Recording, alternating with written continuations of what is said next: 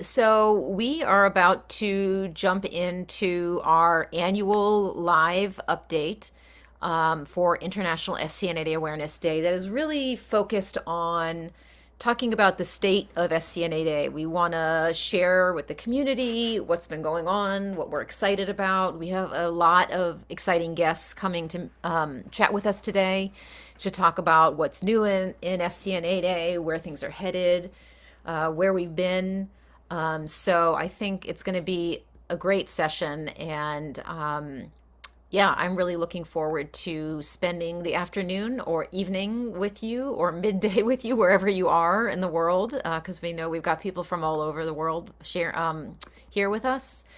So just to start, level set, we are here celebrating International SCN8 Awareness Day. These are just a few of the frames out there. I was going to try to get some more from all the other. There's so many beautiful frames that TCSF made and that SCN8A Spain made, and I think Brazil. So there's a lot of beautiful things being shared out there to spread awareness about SCN8A and what this life is living with someone with SCN8A. So I think before we jump into everything, we always like to start by just honoring Shay.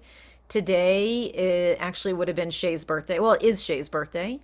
Yeah. And the community purposely chose this day to mark International SCN8 Awareness Day because we always wanted to remember Shay and everything that she has really contributed to this community through her father. We know that Michael, you really say that Shay works through you, right? And so, how old would she have been today? 30. 30. I thought Mm. today was a big one. So, Yeah. Yeah. oh, that's, I know. I have to try not to It's cry because every time I think about it, yeah. yeah, It's challenging to, but inspiring too. So, yeah, yeah. I mean, she's so beautiful. I remember, was it last Awareness Day or two Awareness Days ago? One of her old teachers sent you new pictures you'd never seen of Shay. yeah. I always think about that, and it's just like so powerful to see new images of her after she's been gone for Yeah. so long. But Yeah. yeah, and I think there's so much amazing work, even still going on with her, her genetic data that was left behind, the mouse model and iPSC lines, and there's so much work happening that keeps Shay with us. So I think that's pretty powerful.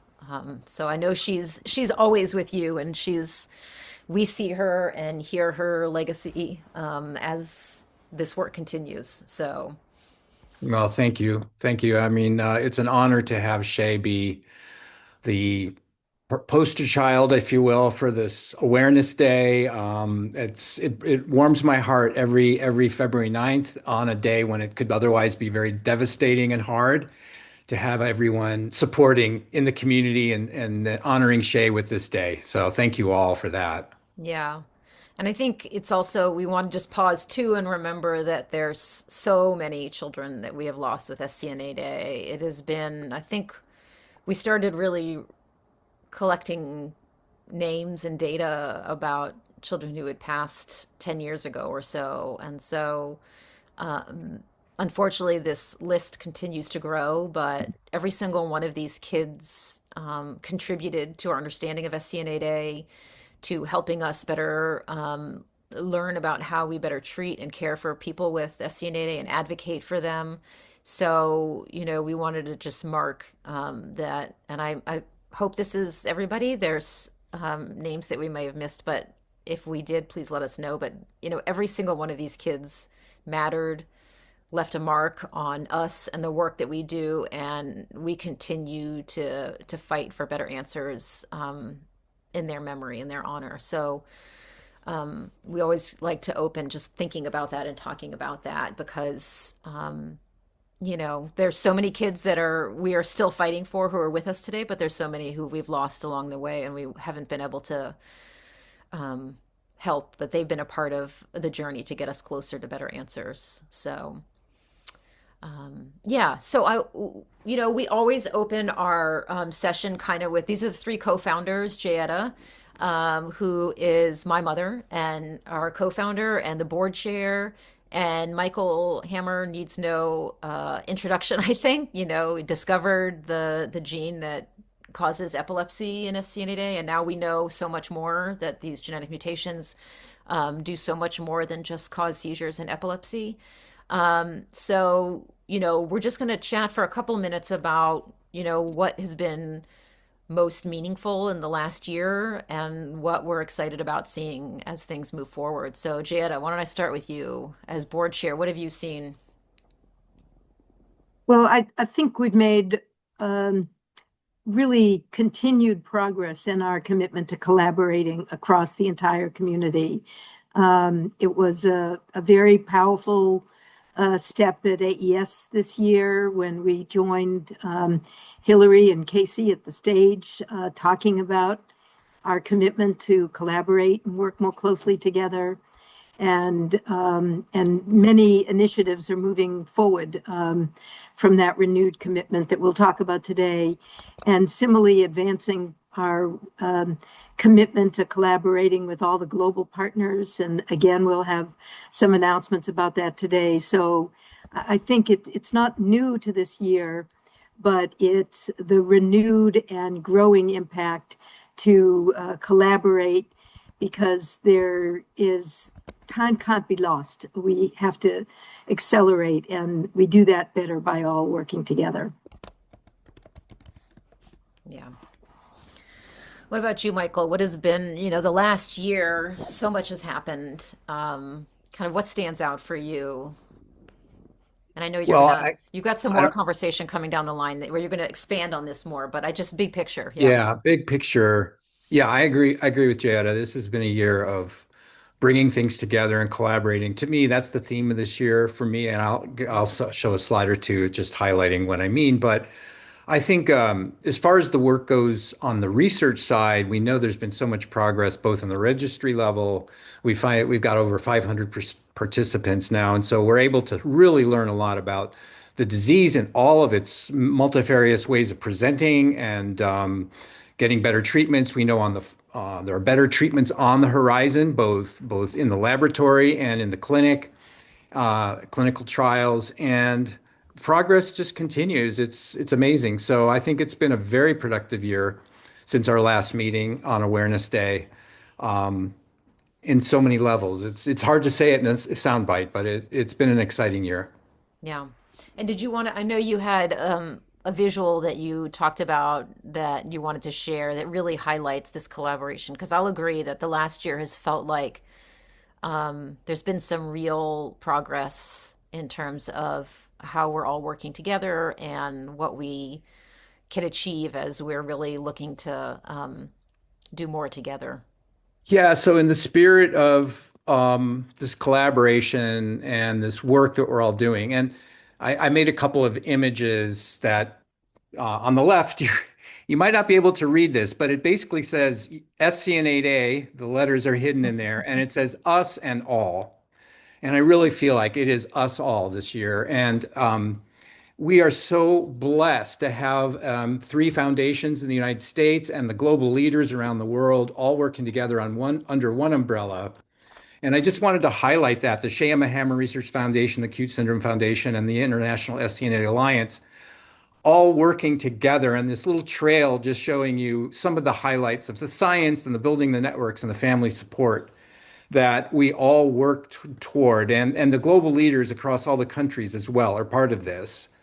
And I kind of asked Casey and Gabi just to give me a couple of the, highlights, since we're talking highlights here. And, the TCSF, they're most proud of the Connor James Smith program, the assistance grant that they give every year on behalf of the Smiths, sorry. And it really helps a lot of folks out who need help. Their annual SCN8A gathering is a highlight every year. And they really are proud of the work they do to empower families through education and community. The Alliance, and there's so many things that the Alliance does as an umbrella organization, and you're going to hear so much about it today. I just picked out a couple of things that I thought were important, and that is we do have this network of global leaders We have network meetings with families that bring together families on certain topics that relate to the spectrum of the disease. So on the milder side with behavioral disorders, or on the more severe side with the DEEs. We have a research network, and we have a clinicians network. So it's really a wonderful organization, networking all the stakeholders. And it's just touching on some of the highlights of that foundation. And together, this year you're going to hear a lot about the collaborative grant program that we've worked on together. And it's another highlight for the all together, the all of us together sentiment and powering ourselves to move forward together. And so if there's any confusion out there among families as to what organization does or that organization does, it's all on the web. You can find us, all the details, what everyone does. But I wanted to highlight the fact that we are together working on the same cause to support families and find better treatments. And we're blessed to have all of these organizations together. And I just wanted to thank you again for having Shay be centered on the Awareness Day theme. She's with me, and she's with me every day. And she's like Abby said, she powers my work in the work I do with you all. And you all give me so much support and solace. It's a blessing for me to have you in my life. You're all my family. So thank you very much. Amazing. Yeah, no, I think this whole community feels very deeply rooted in the origin story of the work that's happening today, which obviously we're all here because of. So, and some love coming in through the chat, Michael, which is very sweet. Yeah, so I think, we wanted to open up the floor to welcome any of our global leaders that are on with us today. I know that we have Vanessa from Spain joining, and she was going to come on and chat with us a little bit about what they're doing and kind of how they're moving their work forward. And we welcome any other of the global leaders who are here to join us. Celeste, I see you there. So you'll get an invite to join us on camera if you'd like. But really, again, we want to hear about how you're moving the space forward, whether it's, really helping guide families. SCN8A Spain has a lot of really cool things that they're working on. So let's see. Hopefully Vanessa can join us in a second. Oh, great. We have people weighing in. I did put in the chat like what 2025 meant to all of you, what happened in 25 that was meaningful. What did you learn? What did you experience? What did you achieve? Because we want to hear from all of you too about what the SCN8 experience is. Yeah, it's a shaking experience to get this kind of a diagnosis. But as Michael said, I think it's so powerful that we have such an amazing community coming in to work with us, that working together to build a network for all of these families. So, Vanessa, welcome. Hello. We're glad Thank to you see very much. you. I thought Aurora was going to introduce herself first, but I think she hasn't got Oh, she hasn't come the in yet. Okay. I don't know if she can speak or if I'll she see can. if she's here. Aurora. Ah, yes, I'm gonna make Yes, her come she on. is. Come on, So Aurora. she is the president. Yes. And her So she English has is much better than a lot of our Spanish. So, to talk first, and then I talk about it okay, after terrific. her. Aurora, it's your turn. Hola. Oh, Oh. Microphone. Ahora? yeah, perfecto. Hello, everyone. Hello, Aurora. Welcome. Very happy to see you. The same for me. Yes, so I'm going to read some paper I have written Okay. because my English is awful. So, but first of all, I would like to say that I'm very, very proud of being part of this community. You are all very nice for me, Gaby, Yeida, Hayeta, Michael. So I'm going to introduce myself. My name is Aurora, and together with Vanessa, I founded SCNHA Spain. I have a daughter named Maria, who is now 21 years old. She began having epileptic seizures that we were unable to control when she was 2 years old. She was diagnosed at the age of 11, very, very late. It was a very hard work to be diagnosed. At the age of 8, she experienced a severe regression, and when she was 15, we started a clinical trial with fenfluramine. Fenfluramine was miraculous for her. From having 60 seizures per month, she went down to 3 or 4. After 5 years on fenfluramine, she began to have more seizures again, so we started cenobamate. She now has about 5-6 seizures per month. While I was in the clinical trial, I met Vanessa, and encouraged by our children's neurologist, we created the association, SCNHA Spain. So go ahead, Vanessa. It's my turn. I'm going to be very short. So my name is Vanessa, and together with Aurora, I founded SCNHA Spain.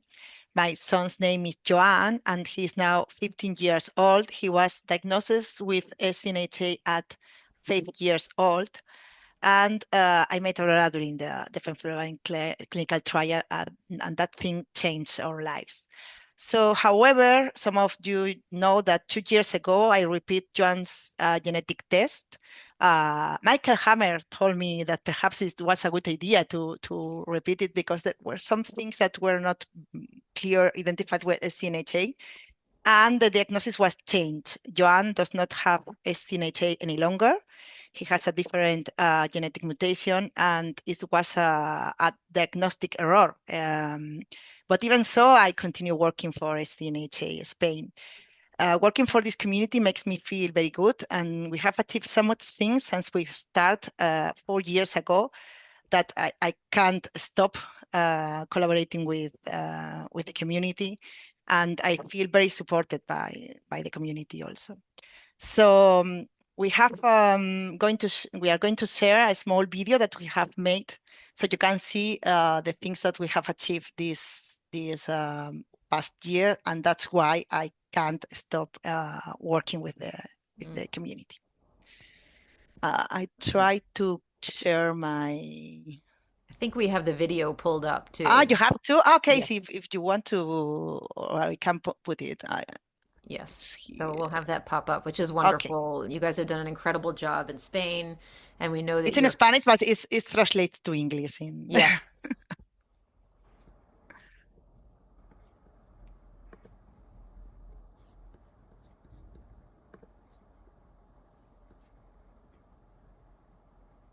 Okay, we need the sound. SCN8A es un gen esencial para el correcto funcionamiento del cerebro al permitir que las neuronas transmitan señales eléctricas. Cuando este gen presenta una mutación, puede provocar epilepsia y graves dificultades en el desarrollo. Ante esta enfermedad, las familias SCN8A del mundo nos hemos organizado para luchar juntas y colaborar estrechamente con médicos e investigadores, con el objetivo común de avanzar hacia una cura. SCN8A España agrupa a familias españolas y de Latinoamérica unidas al compartir un idioma común. En 2025, gracias a donaciones de familias y organizaciones hemos impulsado importantes proyectos de investigación. La creación de un ratón SCN8A, en colaboración con la Universidad de Emory. La generación de células madre pluripotentes inducidas para estudiar la enfermedad en neuronas humanas y probar terapias génicas personalizadas. El apoyo a un proyecto de una madre científica en la Universidad de Tufts. La colaboración con la Fundación INCE en España, aportando información clínica de nuestros hijos para avanzar en la investigación. la cooperación con la empresa argentina Boolci, que aplica inteligencia artificial para descubrir nuevos tratamientos. Además, hemos participado en el reclutamiento de niños para un ensayo clínico prometedor facilitando información a las familias. La investigación nos acerca a un futuro con más esperanza. Las familias SCN8A unidas somos el motor del cambio. Juntas, podemos marcar la diferencia. Gorgeous. I love that. This is a beautiful video. And maybe just quickly, let's just mark that you all have started to do incredible work from Spain and using the very difficult money it is to raise as a foundation to really advance science. And I know you've been working very closely with the Dreve Foundation in Spain that has done a ton of work and partnered with them. And it's so incredible to see. I remember a few years ago, you guys were getting started and getting your feet wet. And now you guys are just this powerhouse foundation that's doing amazing work. So I'm very excited to see that and to celebrate with you and work with you. You guys are incredible partners. And we are thankful to the Alliance and to all the other associations in also the Europe Federation, because we need to collaborate with each other, because Spain at all will not do a lot of things, but if we do things together, I think we are stronger together. So thank you very much to all of you. Yeah. And Gabby, we love you a lot. And we are very happy to work together with you, with all of you, Gabby, Hayeta, Michael, and we are very happy that Casey Craig and you are working together, because I'm sure we are going to do a lot of very good things together. Thank you. Yeah.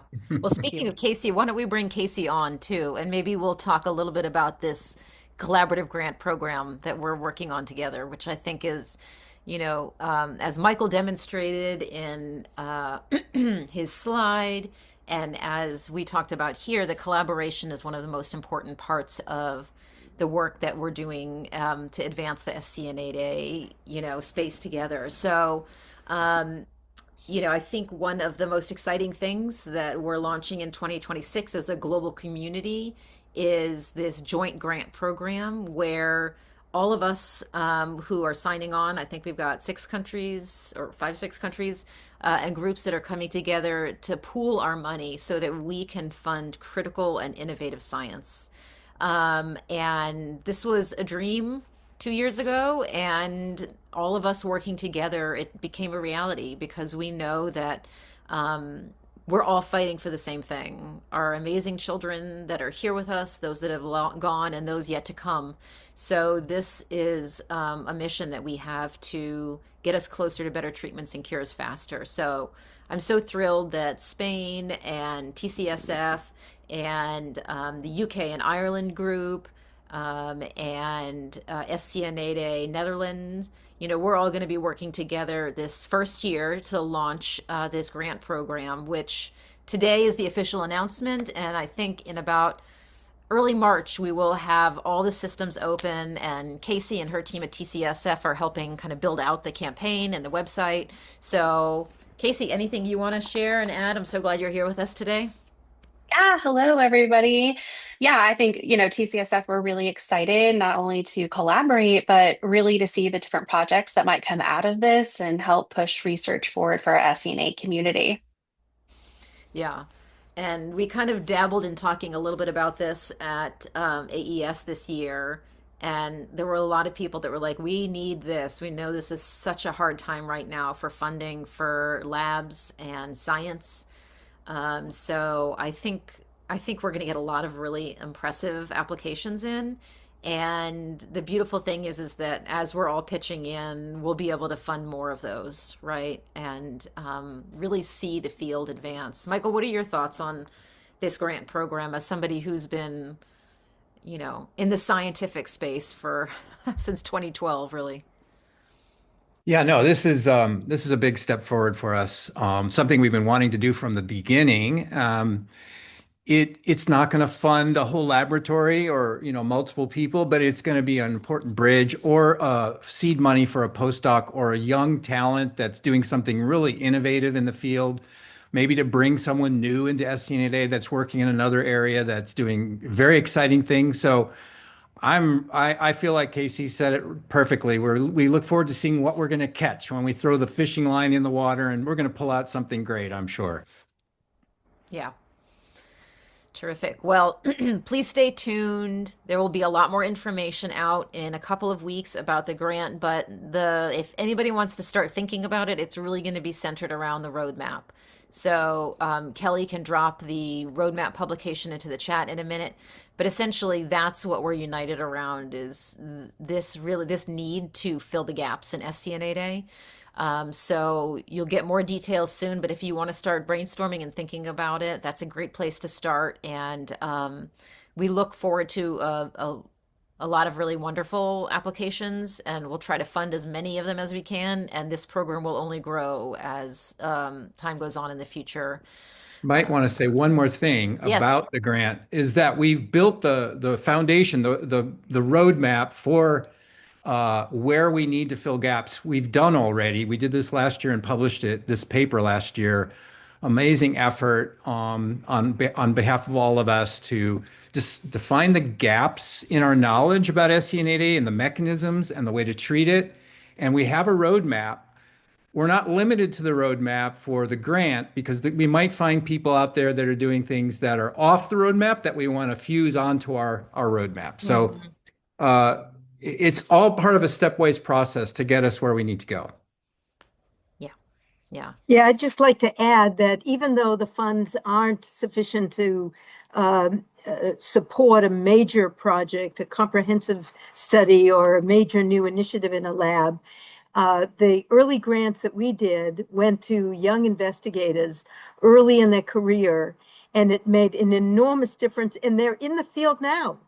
Those people who got those grants are now heading their own labs. So the leverage of our coming together to do 2 or 3 of these could be the new leaders in 3-5 years that are making the breakthrough. So it's another benefit of our pooling our funds and getting more support at this time when funds are really tight to keep those committed early investigators in our area. Who then become dedicated, researchers. So amazing. Well, thank you, Aurora and Vanessa, for joining us. We are so excited about the work you're doing and the work we will do together. So thank you for being with us here today, and we love working with you. Gracias. Yeah. Muchas gracias. A ti. Ciao. Okay, so we want to jump in now to talking a little bit about kind of where TCSF and the Alliance are moving to kind of build on our collaboration. We've been talking for years about different ways that we can collaborate and share more with the community about who does what and how and all of that. And so we've been talking a little bit about that for a while now. So Casey, we're excited that, this year, again, like we're always so busy. There's some 1.5 million projects going on. We've got kids that need a lot of attention and care. But you and I have committed this year to really doing some stronger mapping for the community. I don't know if you want to say a few words about what we have in mind. Yeah, well, and I think one thing just to point out, you talked about us having lots of projects and lots of going on and our kids at home. And we understand that the parents and caregivers are out there too, and the patients that are coming out that are, self-care and it's just a lot, right? The journey of SCN8A is a lot. And so I think anything that we can do to help families find the resources they need in a shorter amount of time is going to benefit our whole community. So I think that's one of the things that we're looking at with the mapping is trying to figure out, okay, who does what and where can I find these resources as quickly as possible so they can start implementing those resources quickly. Yeah, for sure. And really documenting how there's so much synergy, right, in what we're doing. TCSF has a very clear lead on doing certain things, and Alliance has certain leads that they do, and we all kind of have a place in the space, and we really work hard to make sure we're not duplicating efforts, because we know there's so much to get done, and we don't need to replicate where it's not necessary. But I just appreciate that you guys have been great partners. We've really worked together in the last couple of years, and as Jayetta mentioned at the top, it was really lovely to get to join you and Hillary on the stage at the annual gathering to talk about ways that we're building a better future for our children together. So I'm really excited about where we're heading. And you guys have something amazing you're announcing today too. What are you guys launching on Awareness Day? Yes. So we are launching for our, oh my gosh, how many years? I need to think about this. One, two, three, fourth. I think this is our fourth year for the Connor James Smith Patient Assistant Grant. And so we always launch it on Awareness Day. Oh, thanks, Kelly. She put the link in the chat. So what this, if you haven't heard of this before, it is a partnership with TCSF and Sean and Krista Smith. And when they lost Connor, they made a promise to him that they were going to help out our community as much as they can. And so between the funds of TCSF and Krista and Sean, as well as extra fundraising efforts that we do throughout the year, every single dollar that comes in under Connor James Smith goes straight back into that grant and is spent on families. So just to give you an idea, last year alone, we had 18 grants that we were able to approve and fund, which was over $50,000. So it is so rewarding. It is absolutely probably my favorite thing of this job is being able to have these applications come in from families that they've been told numerous times no. Right? Insurance, no. Other grants, no. And so for us to be able to say yes, and for our 8A families to have a place to go, to be able to ask for this help. And I'll just kind of throw this out there too. It doesn't have to be, therapy or medication or equipment. If it's something that's going to bring your child joy and is going to bring your family joy, we are welcome to those applications too. So we've done visual bubble tubes. Who has $300 laying around to be able to do this bubble tube? But we have a video of a child that came home and the visual bubble tubes going, and his whole world lit up. And so we have all different kinds of things that we have granted in the past. And if you have any questions on would this be considered or not, feel free to shoot me an email, Casey@thecutesyndrome.com, and we are more than welcome to chat about it. So today the grant is open. Head to the website, fill out your application, shoot me an email if you have any questions. But we're pretty excited to see what 2026 brings. Amazing. It's been so beautiful to see what has been provided for families, and the joy, and Danielle is reminding everybody it's international. So anywhere in Yes. the world, share your what you need, what you want, what you would love for your child. So it's so beautiful, because our kids, we have to fight for everything, and giving them something that is just about joy, or helping give them access to something is really an amazing gift. So thank you to the Smiths and to you, TCSF, for making this possible. Absolutely. Yes. All right. Anything else you want to share? I mean, I think we've got a lot ahead. People will get sick of us soon, because we'll be talking a lot and putting out a lot together. So more soon, I would say. Absolutely. Stay tuned. Okay. Amazing. Thanks, Casey, for joining us. All right, so next up, we're gonna welcome Kalie Reever, who a lot of the community has heard of and from, because her and the team at University of Virginia in Manoj Patel's lab had some really exciting breakthroughs last year. So we just wanted to invite Kalie on to share a little bit about what you're working on, what you're excited about. This is something that we have to mark as one of the most exciting things in the last year that's happened in SCN8A, I would say. So, we will, I think we have a link to your, what you guys put out, your paper, but there's a lot of, well, tell us, I'll let you, 'cause you have the words to say it. what Yeah, you guys have found. thank you so much, Gabby. Thank you guys. Thank you, Michael and Jayetta as well. And want to thank Aurora. She stayed on. We got a little bit of funding for her for a project. So Oh, thank you wonderful. to all the European groups as well who have been supporting us. It's not just USA, it's all Oh, over, it's absolutely. global, and that's what it takes. So just to share, we've also gotten our paper out, officially published in press. So that is on PubMed, which is just a general site for academic papers. It is able to be searched just with the terms SCN8A base editing. So to find that paper, you just have to search those 3 words, SCN8A base editing, and it will come up with more information. But in essence, we are sitting here doing genetic therapies for SCN8A, pardon me, DEEs. We're not just focusing on one mutation or just on gain of function or just on loss of function. We're trying to do right now as many variants and as many kids in this population as we can. So we started off having a lot of success with one of the most recurrent variants with SCN8A DEEs, and we've been moving into the other more recurrent variants.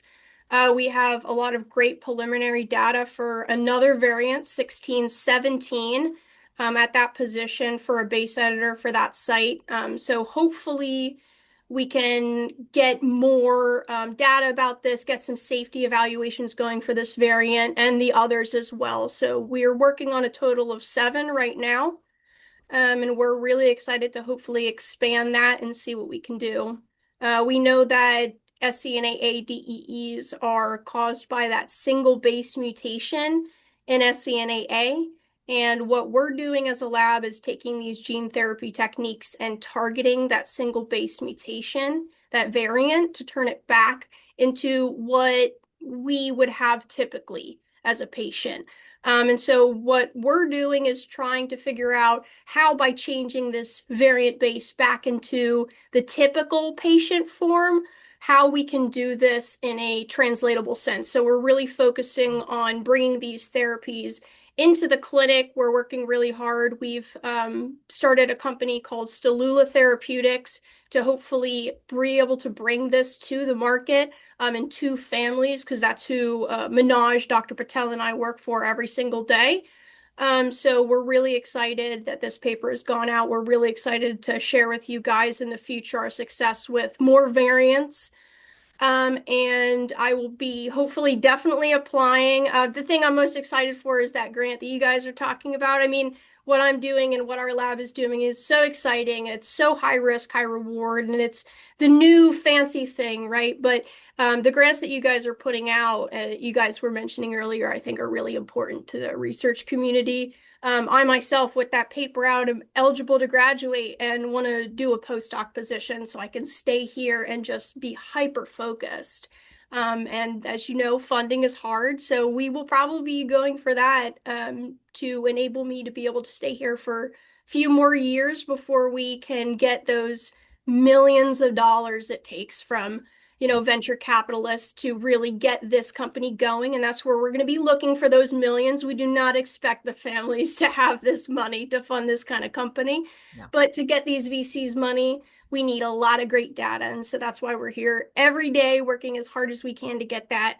Hopefully we'll be able to apply for that grant and I can stay here for years, just keep on doing what I'm doing for this foundation, these families. So we're really excited about our work, and we thank you guys for all of your support that we've seen. It's just been outstanding. Yeah, it's phenomenal. It's such an exciting breakthrough for families. We did a survey of families in preparation for our roadmap meeting, and I think 75% of families said they are very interested in seeing a gene therapy, and you're getting us closer to that. So We're I working think really hard, I I know you promise.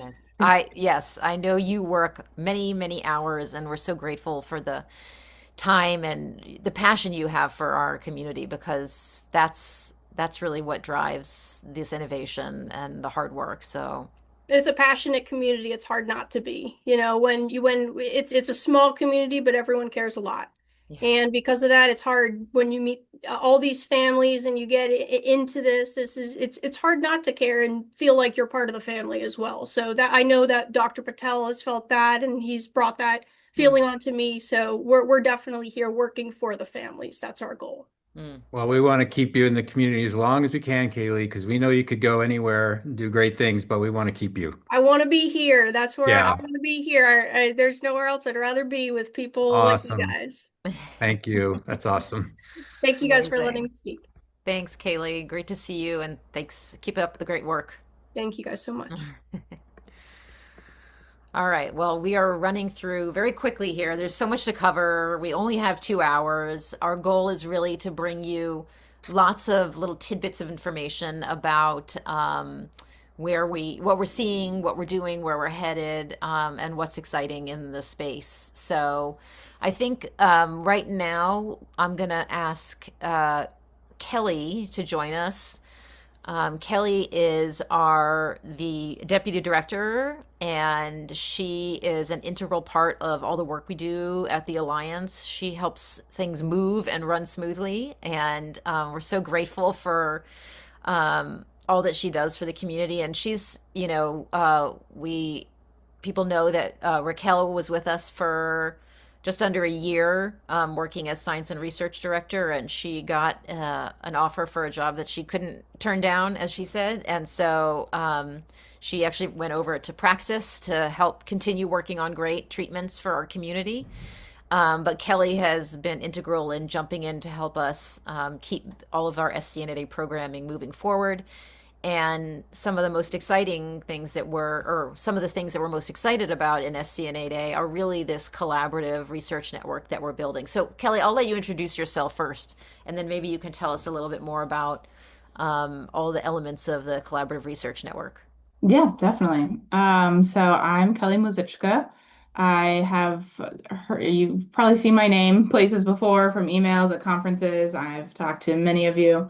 I've been with the Alliance for about just over 2 years now, and I've loved every minute of it. My background is in medical anthropology, so I got my PhD studying racial disparities within total knee replacements and how different outcome measures and social network measures can really help facilitate healing in those different surgical procedures. So I have a really strong background in survey research, understanding health problems, cross-community understanding of different issues. And so that's kind of the lens that I bring to this work. And I've really enjoyed being here for so many really, really exciting things. So, when I was hired, we did not have an official collaborative research network yet. And so it's been really, really cool to see that get built out and really formalize some processes we already had in place and implement new ones. So we have the caregiver advisory board, part of the collaborative research network. We have the clinicians network, which we'll talk about in a little bit, so I won't focus too much on that, but there are some really exciting programs coming out of that clinicians network. The industry advisory board, of course, we are working with industry to help them better understand the community, help better communicate our needs to them as well. Of course, research, the Scientific Consortium and Research Network. And we are really excited to gather this network together in person in Orlando this year at the Research Roundtable Joint SCN2A, SCN8A Research Roundtable that will also have part of our CRN meeting in person. So that is me. That is the Collaborative Research Network, CRN.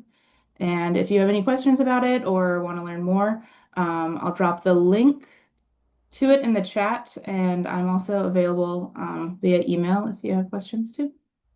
Yeah. And I think this is, so people know the context of this. This is building on a lot of work we've been doing over the last, particularly 5 years, in terms of building stronger networks for clinicians and researchers and thinking about how we can really push forward the field by, breaking down silos between all of these groups, including families. And we got a grant from the Chan Zuckerberg Initiative, one of their Rare as One grants, that is really investing in our organization to build kind of sustainability and improve our kind of what's the word, Jade? I'm forgetting.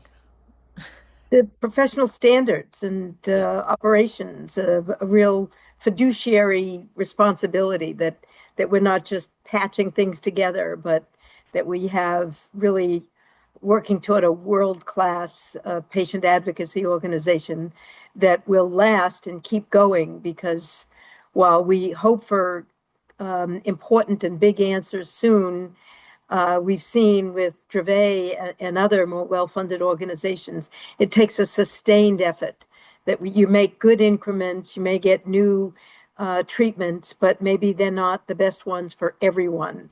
So that's really the core of it, is that focus on sustainability. Mm-hmm. And keeping all of our, when you're looking for a cure, you can't really follow one road. You've got to keep a lot of eggs in a lot of baskets. So this is helping us, really continue to think about, and the roadmap, which we will continue. Michael led the charge to really get that paper out, really consolidating everything that happened at our meeting and all the thinking of these many, many clinicians and researchers who volunteer their time to be a part of the work that we're doing. And that is continuing to evolve. That is not a stagnant thing, right? So for this summer, we will be meeting, as Kalie said, in Orlando. We're doing a joint scientific meeting with Families SCN8A. And as part of that meeting, we'll be revisiting the roadmap. What's changed? What's improved? Where have we made progress? Where do we need to put more energy? And so, this is going to continue to evolve and be very fluid as the needs of the community change. So I think, and people might be thinking, oh, there's different meetings. TCSF has their meeting in December every year, which is amazing. And this is kind of a meeting that we do in conjunction with our grant from CZI that's really critical to bring together key stakeholders to map out the future of SCN8A research and science. So this is a workshop really focused on moving the science forward. And if people are interested in learning more about that, please reach out, as Kalie said. So, all right. Anything anybody wants to add there before we keep moving? Hopefully people aren't getting dizzy. Thanks, Kalie. So I think we're going to go ahead and invite Brian Pfister on, who is, many people in the community know Brian Pfister. He was introduced to us when he worked at Praxis. Brian has close to 30 years of experience. Sorry, Brian. I hope that number is not too big of a number to share with you. Yeah, no, it's good. It's good. I think it creates the idea of longevity. It creates the idea of commitment, to seeing these things through. And for me, like there's been no greater inspiration in a lot of ways than what Michael Hammer has done, and so this just my own, kind of heartfelt, thank you to him personally and what he's done for SCN8A and what he's done to inspire me from a professional standpoint to continue to look for solutions and resources and to not give up. And I always like to tell people it's kind of doing the hard things every day. So it's easy to do the easy things. It is so hard to do the hard things. But if we do those hard things every day, we can make somebody's everyday a little easier. So just again, to Michael, I mean, I can't tell you how many times we've spent hours talking and pontificating and thinking about the deep science. And had it not been for what you've done, I probably wouldn't have been here, to be honest, because it's getting that deep understanding and that knowledge and really understanding, for me, what the impact of families is. My son has epilepsy, a different form of epilepsy, but there's a certain kindred spirit that we all share. And I just want to say thank you, Michael. What you've done has been inspirational on the highest levels, and even to continue to work while it's not what my day-to-day job is, but to continue to be part of this and have that passion and commitment. It kind of mirrors what you've done to some extent on a lesser scale, but thank you so much for that inspiration. Oh, Brian, man, that's awfully kind of you. And we've had so many hours and great conversations. I really respect everything you're doing and the work you've done in so many ways. It's so great to have you on the board of the Alliance now.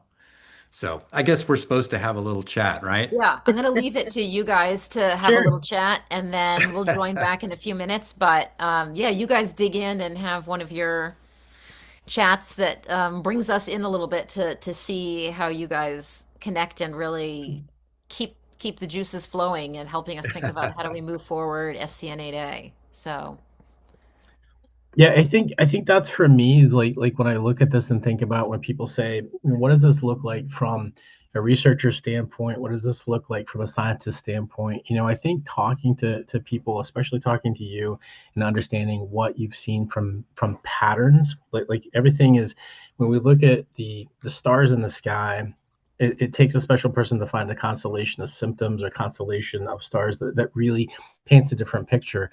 And so, you've done that and you've helped me.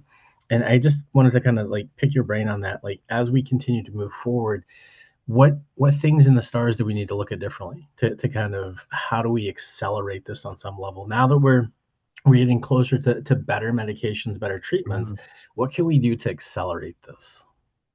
Yeah, I mean, I think that was the main question we asked during the roadmap is how do we leapfrog the field forward? And I don't think we know exactly where the next breakthrough is going to come. So I wanted to cast a broad net in that process. So there might be neuromodulation methods and other things that come in the picture that we're not even thinking about right now. So we did include some of that in the roadmap. I mean, we're all very excited about genetic therapies. We know it's going to take a little while to get those out there. But we also know that seizures aren't the only symptom that we're trying to cure. And most new pharmaceuticals and gene therapies tend to think of it as a seizure disorder, but we know it's way more than that. So I think the stars tell us that there are many constellations in the sky, and we can't just focus on one. And so I've been trying to think about, how do we leapfrog the field for better treatments? But what can we do better now with what we have? Because what we have now is probably going to be the mainstay for the next few years. And so one of the working groups in the roadmap was doing better therapies with what we have now. And it was working group 3. If you read the paper, you'll see it there. And so it's basically like using all the data we're getting from families and caregivers and looking at what their assessments are of what's working, what's not working, and trying to use a scientific process to hone in on. It's a very, everyone's taking a cocktail. So, from a scientific perspective, there's no control experiment. It's complicated.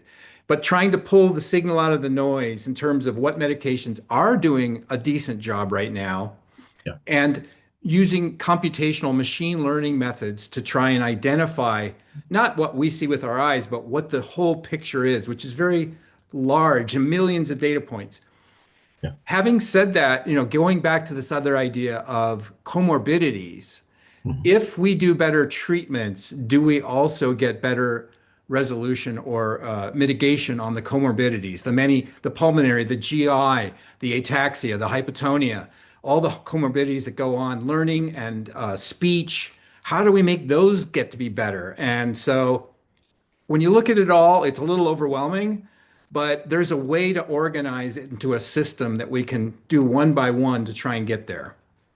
And I like that. I think that's, you hit on a couple of things that really near and dear to my heart, and kind of how we found out my son had epilepsy was we looked at the cognitive function. And so there were certain subtle things, right? So language acquisition, receptive language versus expressive language, and even kind of going back a little bit to like kind of take the idea of language out of it, but more of communication. Right. So there could be communication, engagement, and awareness and those type of things. When you see it as a parent and you see, hey, I don't think something's quite right, I think that the understanding how to describe that is important to clinicians. But when we look at drug development, in understanding that impact to families is huge. So as we think of the collective family community, those experiences, those lived experiences are very important for people to really qualitatively understand what they're seeing clinically. And then to understand too, like you mentioned, the cocktail idea. I think even what you'll see with gene therapies, whether it's CRISPR, Cas9, gene editing, whether it's antisense oligonucleotides, is I think that you'll get an idea of changing the phenotype. So genetically, we have a particular predisposition, but phenotypically and how it's seen, how it's expressed, and how we interact, we might be able to incrementally move those forward. So things like prognostic index and in looking at these, can we move up a level or two with the therapies, and then which ones actually give us the greater likelihood of moving and in creating better communication, creating better awareness, creating just a better quality of life in general.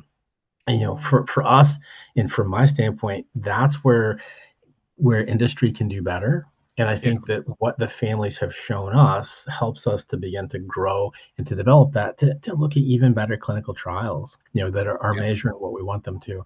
So again, it goes back to what your work has done to show that, because it tipped us off back in my former life about how we could look at this and look at some of these qualitative scales. Yeah, so there are a lot of interesting things that you bring up. One is, what's the connection between the actual gene dysfunction and the lesion? I call it the primary lesion, and all the downstream injury that it causes. If you look at it neurologically, SCN8A sits on an excitatory neuron, and it's the neuron overfires, and it causes, what happens? I always ask myself, when Shay was around, I go to the doctor and I say, "Are the seizures damaging?" And he said, "Don't worry about tonic-clonic seizures. They're not damaging the brain." I never quite understood that, because when she had tonic-clonic seizures, she regressed, and it took her a while to recover. So I knew there was something more than just the lesion at the gene, as the primary and the only factor that led to the regression, which the regression was in all the different ways: cognitive, expressive language, even gross and fine motor skills. So I knew there was some bigger picture there. And so just to cut to the chase on this particular aspect of what I'm thinking is that there's a downstream injury cascade downstream of SCN8A. Neurologically, it goes to the next neuron and the next neuron, and it activates all these other types of channels. So there's NMDA and there's AMPA receptors that let calcium into the cells, and that happens, and the mitochondria are affected, and that can lead to microglia and astrocytic activation and blood-brain barrier dysfunction and sleep disorders. So they're all connected in some kind of tetrad of things that they're like positive feedback loops. It's like if you had four thermometers in your room, which one would you turn to get the temperature where you wanted? You'd have to adjust all of them. And so I think that, cutting to the chase again, I think the earlier you treat a patient who is very young and very newly diagnosed, let's say with one of Kalie's gene therapies, when they come out, the better off you are at not having all those other things arise. But when we've had epilepsy for a while, for years, we might need to think about secondary treatments. And I think Kalie put something in the chat about that. There's pathway targeted, there's gene targeted therapies, and there's therapies that will come that will target some of that downstream injury. We published one on candesartan. It's an angiotensin receptor blocker. It helps the blood-brain barrier, and it helps the mouse model do better. So there's so many different ways of attacking this, but I think for the families, the thing to know is the longer you've had epilepsy, the more we need to think about multiple ways of attacking it. And developmentally, when you're delayed the first year, that makes it harder to catch up later. So we want to get it as early as we can. Yeah, I agree with you. And we saw that was, again, one of the primary drivers for my son is there were issues with language and communication. And where I said, hey, I think there's something going on. We picked it up in a 24-hour EEG that we were missing kind of in the earlier, shorter term. And I said, this is interrupting the hippocampus, so long-term potentiation. So what we saw is a phenomena. He would gain a word, use it all day, go to sleep, next day gone. Wasn't even there for retrieval. I'm like, there's something going on. And so I think understanding that clinical, presentation, this underlying like sub-threshold seizure activity that maybe you're not picking up on a daily basis that actually is happening all the time was key to slowing that. Because what I've seen in other research and other conditions too within epilepsies is that when you have more seizing activity and more activity in those tissues, it recruits down into like 6 or 7 layers within the brain tissue.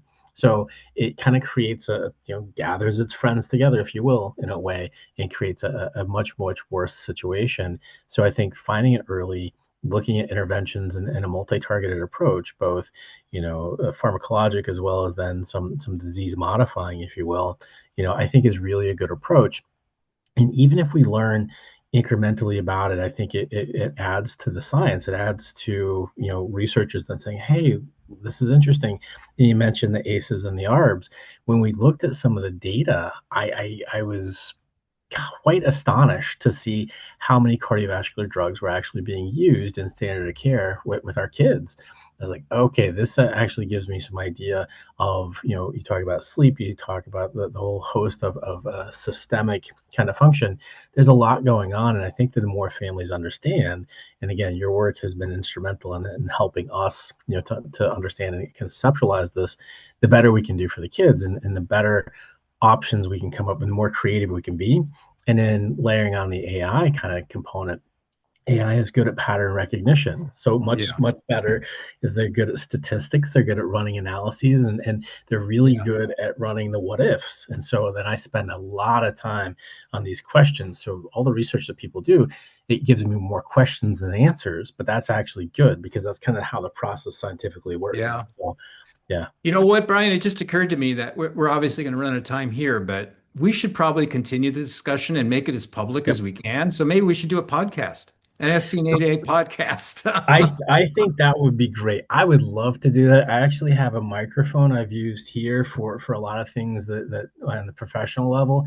Yeah. I love podcasts because they're great, easily digestible, type of things. We can even move to TikTok Doc if we want. We could come up with some little vignettes and videos to help. Yeah, let's do it. And we can invite guests to come on the podcast, clinicians and researchers, and maybe even tie SCN8 into other diseases, because I think that they all do tie, some of these neurological disorders tie in, and treatments that might be for another disease might work for us. So I don't know, it's an idea. We should run with it for a bit and see what I think it's great. And we can develop a series, and I'd be more than happy to do that with you. I think it'd be fun.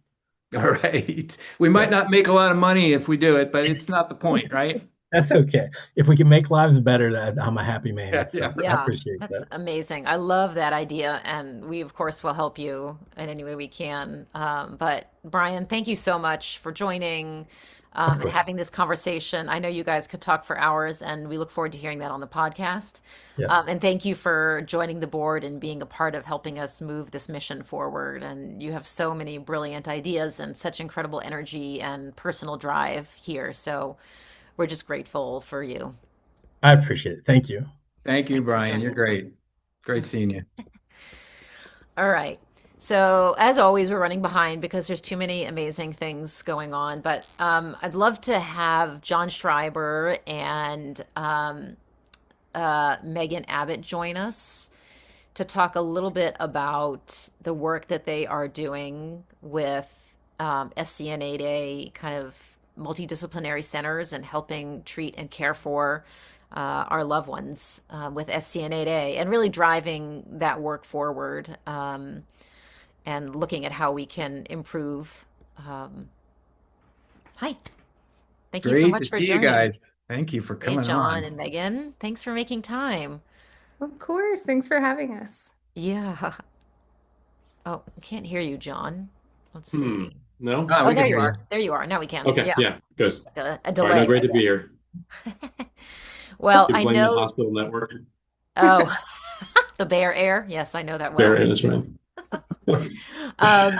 So, we invited both of you. You are two incredible pediatric epileptologists who have been working in the SCN8A space for years, treating families and young ones living with SCN8A disorders, and have done that work so much that you have been committed to building out better care centers for those living with SCN8A. And I know, John, we worked with you, was it 2018 or 19, I think, to get the SCN8A clinic set up at Children's National here in DC, really aimed at making sure that families can get more coordinated, broad care, right? A lot of families were not getting the multidisciplinary visits that they needed. And you, as a clinician who's been with us for many, many years in the SCN8A space, truly understand the diversity of challenges that families face. And Megan, as soon as you had the energy, you're like, I'm going to open a clinic, and it's going to be for SCN8A and SCN2A. And it's been like so incredible this last year, seeing how you worked that together and pushed forward incredible care that is, not just for, primary visits, but people who want second opinions and people who need, have a primary doctor that doesn't really understand SCN8A. So families come and meet with you annually, so I thought maybe we could just spend a little time highlighting how each of your centers work, what's going on, what you're interested in studying, because the reality as well is that we're going to be learning a lot from the care that you're giving families, because you will be able to then match that clinical data with the registry data that Michael has, with prospective data that Michael is pulling. So I don't know, John, do you want to share a little bit about kind of what things look like at Children's National here in DC? Yeah, thank you. I got to say, it's great working with this group. I also got to work with Megan on an investigative workshop at AES a couple of years ago. So it really has been a pleasure to get to know her and the rest of this group. You hit the nail on the head. It's multidisciplinary care really is critical.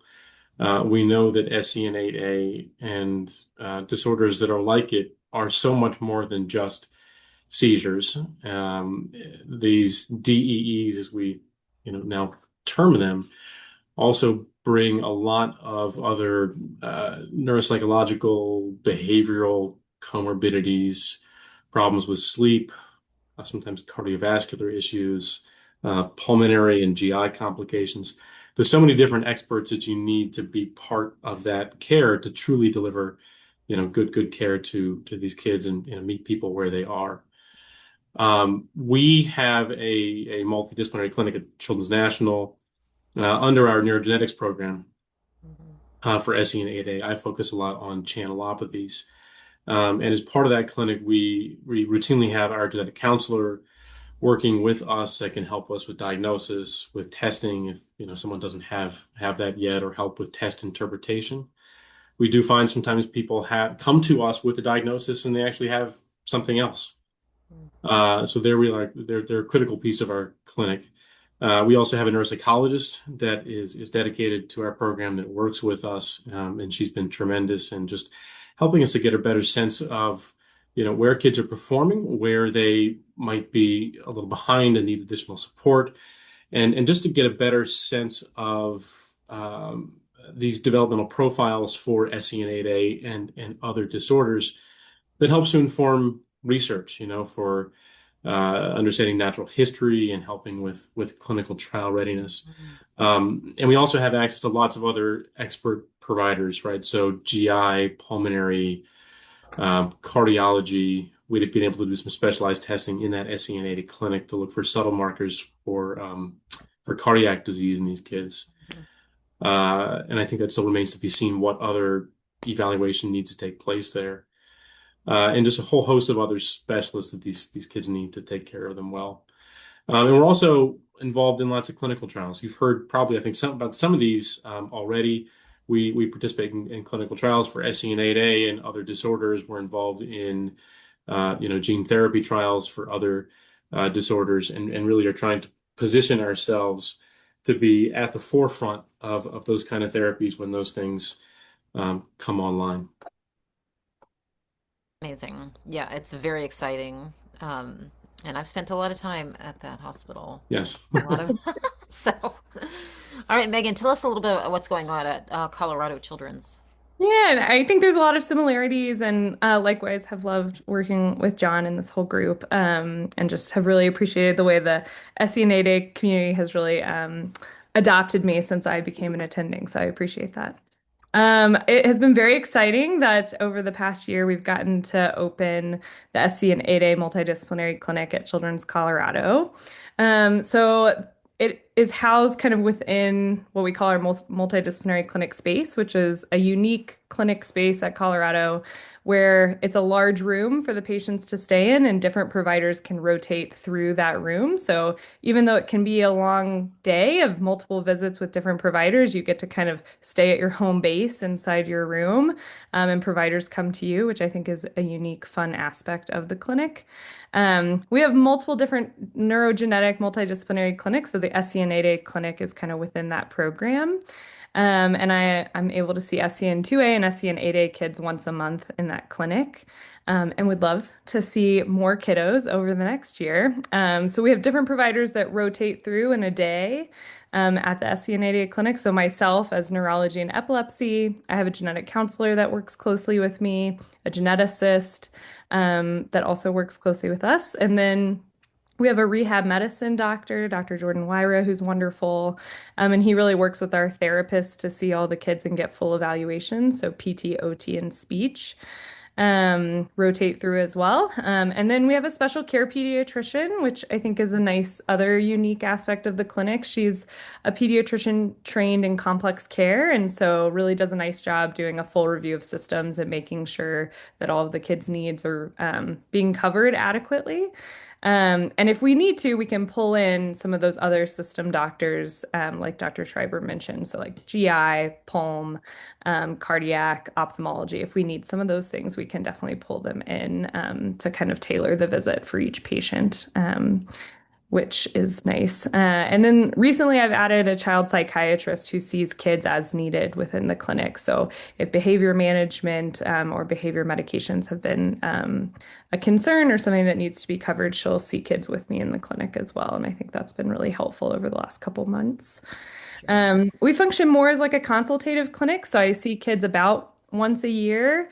Though if kids are local, I certainly can pull them into my panel and see them more often for epilepsy care. But in general, we like for patients to have boots on the ground. So if you're having a seizure in your hometown, people need to know about you, right? And so making sure that you have local providers who know about your patient and know what's going on. But, as the SCN8A multidisciplinary clinic, we're able to function as kind of the experts that can give unique specialized care and then advice to local providers should they need that over the coming year. So I have a question for both of you. yeah. And that is the obvious advantage is, despite the fact that most families would have to travel, they'll get all this stuff looked at in one place. They'll, whatever it is they need, they'll get that looked at. What do you think, though, in long term, what could benefit us in terms of understanding sort of the bigger picture about SCN8A disorders or disease that can emerge as an emergent property almost of looking at multiple systems and multiple patients? What do you think? What might we learn that would tell us more about how all these things are connected? Yeah, so when you have people who are seeing the same disorder, the same types of patients over and over again, you do start to recognize patterns, whether it's in terms of the diagnosis or evaluation or other symptoms you might see that you might not otherwise recognize if you're only seeing 1, 2, 3 kids here and there. And that's true for for us as the epilepsy experts, but also for our colleagues who see kids and might pick up on symptoms that we initially think is a one-off, and come to find that it's a common feature among kids, and then that may help to inform how we think about other system involvement. Yeah, I think it's just been wonderful getting to work with a team. So I'm not working in a silo, but there's multiple providers seeing all these patients, and we have kind of a group room where we're all able to talk about the patients, and things come up like my rehab medicine doc will be like, "Oh, have you seen this? Have you been seeing this in multiple kids?" And so we're really able to kind of pull out patterns in that way. And I think that's even going to get better and better as we see more. You can add me when Yeah. you want to. That would also tie into some of the things we're trying to do that I'm sure we're going to talk about later is the grand rounds type of approach, taking complex cases and trying to get a bunch of experts in the room to analyze and maybe even, come up with ideas that are novel in ways of treating complex cases, but you guys will see those. And so that's going to be highly valuable. And maybe there's a way of connecting some of your casework with the grand rounds work, or we're calling it case conference, that we're trying to launch through the Clinicians Network and the Alliance. Yeah. And I think that's wonderful. And whenever kids come see us in clinic, I always say, we're hoping to give you value. We're hoping to, help answer whatever questions you have, but you're also helping teach us. You're helping us learn about SCN8A and helping us aggregate data. And so I think the more we're all working together, the more some of those questions about multi-system involvement and patterns are going to emerge as well. Just the other day, the child psychiatrist that just recently came onto the clinic emailed me, and she's like, "Hey, have you looked at, the types of behavior medications that work best in SCN8A? Like, have you looked at those things? And so she's interested in asking those kinds of questions. And that's what's wonderful about working within a team, is that I'm not the only one thinking about scientific questions, right? There's multiple people thinking about these kids, which is wonderful. Yeah, awesome. It's very cool. And I think we're going to learn so much from this. And I encourage anybody who has a primary care that doesn't know a lot about SCN8A, but would, want to learn more, get second opinion, to visit one of these clinics. We also have a lot of other places where we have clinicians that know SCN8A well and act kind of as a way you mentioned, Megan, as like a consultative to help your home provider better understand how to care and treat for SCN8A. A lot of families are using the consensus as a way to also advocate with their home clinicians, but there's no replacement for actually having a clinician that knows. And so you guys have been kind enough too that when I have families that are looking for to get a consult with a clinician, that you've been willing to take those calls. So you guys are incredibly powerful advocates and in service to our community. It's amazing. One quick question before I let you all go is that one family wants to know, are there any requirements for children to come to those clinics that you have? Yeah, I would not, so really it's just, call up and schedule an appointment. Sometimes there's insurance, requirements, or things which our office staff can help deal with. And like Dr. Abbott said, yeah, we're here to be a support for you and if you're from afar, for your clinical team back home. So we want to be a resource for them, and are certainly happy to do that. But we can include our contact information, or perhaps you can include that. Kelly put in the link. She put a link in there that has information about both of your clinics. Perfect. And there's a question too about if they're international, remote consults that you all can do. Yes, and we do have a global services program, which I can share some information, Gad, with you about that, perhaps. Yep. Yeah, I know my hospital's working on that as well. In the past, international patients have had, if you wanted to come, you have to be cash pay, but I think they're working on some sort of global consulting piece, but I would have to get more details. Yeah. So if you have questions, reach out to us, or the information on the websites, I think, has contact information. Excuse me, the link. So thank you both so much for all you do for our community and the broader community who are struggling with these rare disorders that are all consuming for our lives. You guys are helping make it better, a little easier. So thank you. And thanks for including us. It's wonderful to be a part of it. Absolutely. You're welcome. Appreciate it. Terrific. All right. So we're bouncing around here as things come and go, as we're getting different people coming in. I'm going to invite in a new SCN8A mom to chat with us a little bit, Doris. And I'm going to invite you in, Doris. And then, Michael, you're welcome to stay on if you want to chat, or you can get a break in if you want. All right. I'll take a quick break, but I'll be listening. Okay, sounds good. Hey, Doris. Can you hear me? Yeah, there you are. Hey, so good to see you. How nice are you to doing? see you too. Tired. That's kind of what this life is, isn't it? Absolutely. Yeah. It's definitely exhausting, but Yeah. we get up and we do it every day. Yeah, indeed. And you, so you are new to the community. You guys just got your diagnosis 2 months, 3 months ago? What is it? He had the West Everett, testing back yeah. in 2021. Mm-hmm. SCN8A appeared there, but at that point in time, from my understanding from his geneticist, is that since he didn't have infantile spasms, that we were not concerned about the mutation. You went black for some reason or something happened. I can see you and I can hear you, but yeah, that's an unfortunate. Yeah, I don't know what happened. No, mostly I'm saying it's unfortunate about them saying that you have to have infantile spasms to have a CNA, which is extremely false. But yeah, Everett began having these like unresponsive episodes lasting around 20 minutes. Last spring was his first one. And after that, we obviously, whole bunch of hospital stays, whole bunch of testing. Genetics ended up doing a reanalysis of the West testing.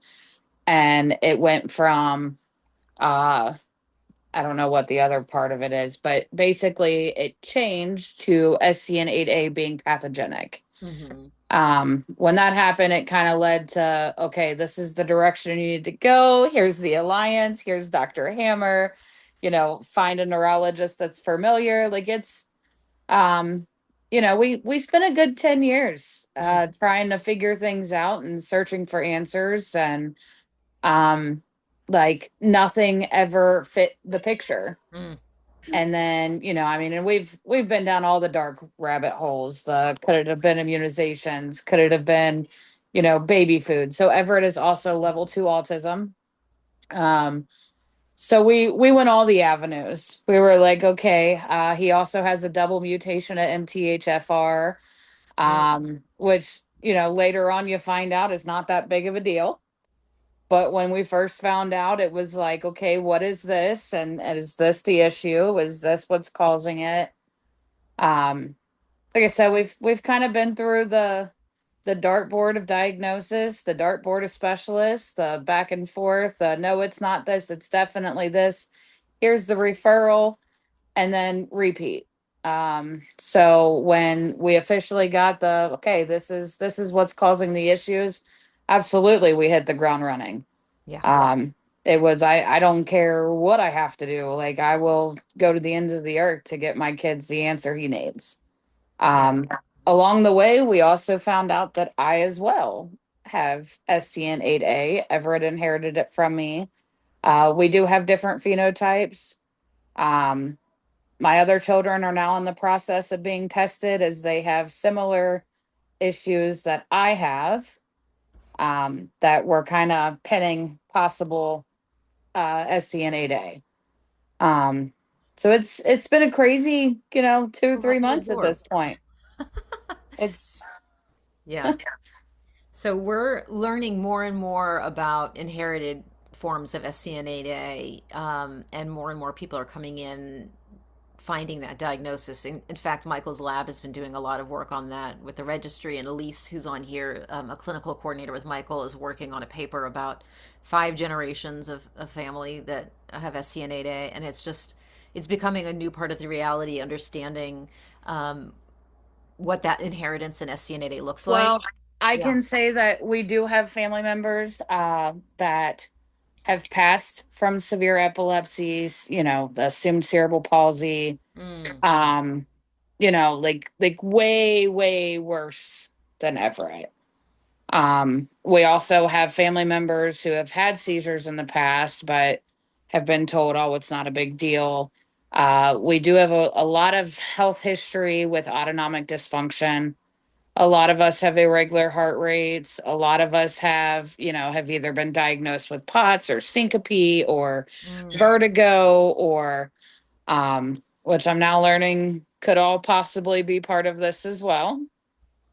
Yeah, we're learning as we go too. I mean, it changes often. It's been a lot of information in the last 2 months. That's for sure. Yeah. Well, I mean, Doris, it's been inspirational seeing how you kind of jumped in, and I saw that I talked to you, and then like you're out there, you're saying this is what SCN8 is, this is Everett's experience, look at this is what's happening, trying to get, you never hear about it. No.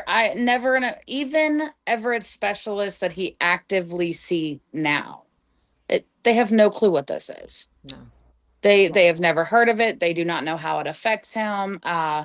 So we ended up finding a way to collaborate care with Everett's previous neurologist, with Dr. Angel Hernandez out of Johns Hopkins, All Children's Hospital. He's not in Michigan anymore. He's in Florida now. Right.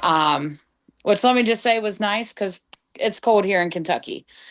But it was nice to sit down with a neurologist who fully understood, or as much as he possibly could, what is going on.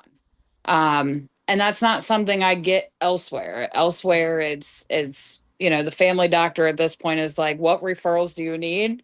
I will take any advice because I have no idea what I'm doing at this point. Yeah. and we're kind of just winging it, and that's a scary point to be at, but it's even scarier to have the ones that aren't willing to learn and are willing to just say, no, it's not a big deal. Yeah.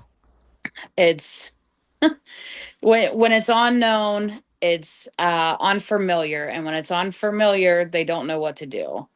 I had somebody, so the other day, Everett had a cardiology appointment, and this was the first time he has seen cardiology since he was a baby. And I felt like the whole appointment was me teaching her about SCN8A. And of course, I got frustrated because, that's not my job. If you're going to see my child, you see it in his chart, you should probably look it up. But at the same time, like, it made me more aware of, I had a family member that was like, she went to medical school, not you. And I'm like, I agree. But when she went to medical school, this thing, SCN8A, wasn't a thing. So it's not as simple as saying, oh, you went to school, you should know what it is, because it's unfamiliar to everybody. So the struggle for care, for appropriate, proper care is definitely there. Yeah. We drove 900 miles to find it, and really at a wing of, I know we do have a referral for the UDN that I was over here listening about the SCN8A clinic, and I'm thinking, I wonder if that's a better option. Yeah. Well, you and I should catch up again because I think it's just, you've done so much. You've jumped in and you've found specialists, and finding Dr. Hernandez is amazing. He's a great resource, but we're happy to kind of link you up with some other folks as well, and help you and Everett on this journey. Thank you for sharing your story here, online, advocating. Parents like you are what keeps us, moving forward, so that we're learning more about SCN8A and really pushing for better answers for all of our kids, because that's what they deserve. Yeah, absolutely. And that's the scariest part about it is, as a parent, you have to sit back and you have to think, like, if this doesn't get funded, like, what does that mean for our children? The importance of that funding is more than just, they need a paycheck. Yeah. It's, this is the future of our kids. This is, especially in my case, with it being inherited, this is the future of my grandkids. And that hits a lot deeper than just, oh, my kid's autistic, or, oh, my kid's epileptic. Like, that's it. I don't know how. I'm great at writing. I really suck at talking. So I don't think you do, but I feel like I do. No, it's a lot to juggle too. But if you want to write it all out too, we'd be love to share. Always, I think, absolutely, all the time. Amazing. I made, when I decided to go public with all of this with Everett, like, a majority of his life and the neurodevelopmental issues that he has had, like, I have hidden my kid from the world. I didn't want the judgment of others. There was plenty of things that we kept hidden because, taking him in public and, treating a 5-year-old like he's a toddler, you get different stares and glares and comments, and you get to a point where you isolate. You feel like you have nobody understands, nobody is there, and the ones that are supposed to be, they're not. They will try to blame everything from your parenting to did you sneeze the wrong way while you were pregnant? Or my personal favorite is, did you get him vaccinated? Yeah. Well, to each their own. I will say Everett, though, is not up to date on vaccines, but, my other kids are. So, it's a lot. It's a lot as a parent. It's a lot as a caregiver. And there's so many of us out here that don't have support. Yeah. When I found the Alliance, it was like everybody reached out with a hand. It was, something I was not used to. I was not familiar with. I was pretty standoffish in the beginning, and then, Tammy and I had gotten really close, and I finally, for the first time, didn't feel like I was alone in this. There's still a lot of things going on outside of the SCN8A world that makes me feel alone, but when it comes to having issues with Everett or going through something myself, like, I finally have an answer. A answer, maybe not all of the answers, but a answer, and that means more than what words can say. Amazing. Yeah, Tammy is incredible at welcoming families in and helping them feel less alone, and she has a wealth of knowledge about everything SCN8A and everyone in the community. So I'm so glad you were able to connect with her. Thank you for I know we had a conversation recently, which was wonderful to connect. So let's stay in touch. Thank you again for joining Absolutely. here today and sharing you and Everett's journey and No, continuing to thank be an all of advocate. you for everything that you all do. Wonderful. Like, Well, you're part of the journey now, so you're oh, part of thanks. Yeah. Well, we'll catch up soon. Thank you so much. No Appreciate it. problem. Thank you, And Gabby. take care. So one of the things that I want to build on there is this idea of autism and SCN8A, and Doris just shared how Everett has that diagnosis as well. We've had several other families in the chat talk about those kind of challenges.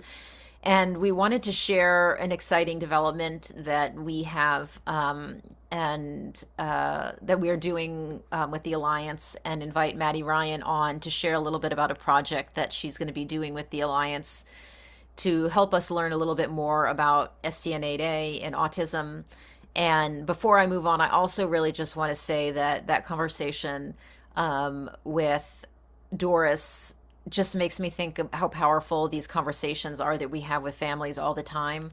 We set up meetings at least once or twice a month with Dr. Hammer and families from around the world to talk about what's going on in their lives, to really catch up and hear what they're struggling with, what's working. And it's an incredible opportunity to be in community and troubleshoot and hear from other families what they're doing and what's working. And as Doris mentioned, we are often the ones that have to explain to clinicians what SCN8 is, and what we're hearing in our community is what works and doesn't work. So I think it's an incredible resource that we have these meetings, and they will be up online soon for you to be able to see all of the meetings and what they're planned for. But in the meantime, I'm so excited to have you here with us today, Maddie. Do you want to introduce yourself and tell us a little bit about who you are and where you are on your journey? Hello, can you hear me? Yeah. Oh, hi. I'm super excited to be here. Thank you again, Gabi. But my name is Maddie. I am currently a genetic counseling student at the University of Pennsylvania. I live here in Philadelphia, and I'm also a Philly native. So I've been here my whole life. And as a part of my training, I have the opportunity to do a rotation or an internship with an advocacy group, and I decided that I wanted to be a part of the SCN8A Alliance. Amazing. So you're working with us through a program at UPenn that links genetic counseling students with nonprofits. And when Raquel was here with us as our science and research director, we spent a lot of time talking with Michael about some of the different challenges that were coming up that we wanted to learn more about. And we thought it would be really spectacular to have somebody help us dig into learning more about autism and autistic-like features and challenges in SCN8A. So we put out a call, and you answered it very enthusiastically, and have some background working in autism. And do you want to maybe talk just a little bit about what the plan is for us to work on together?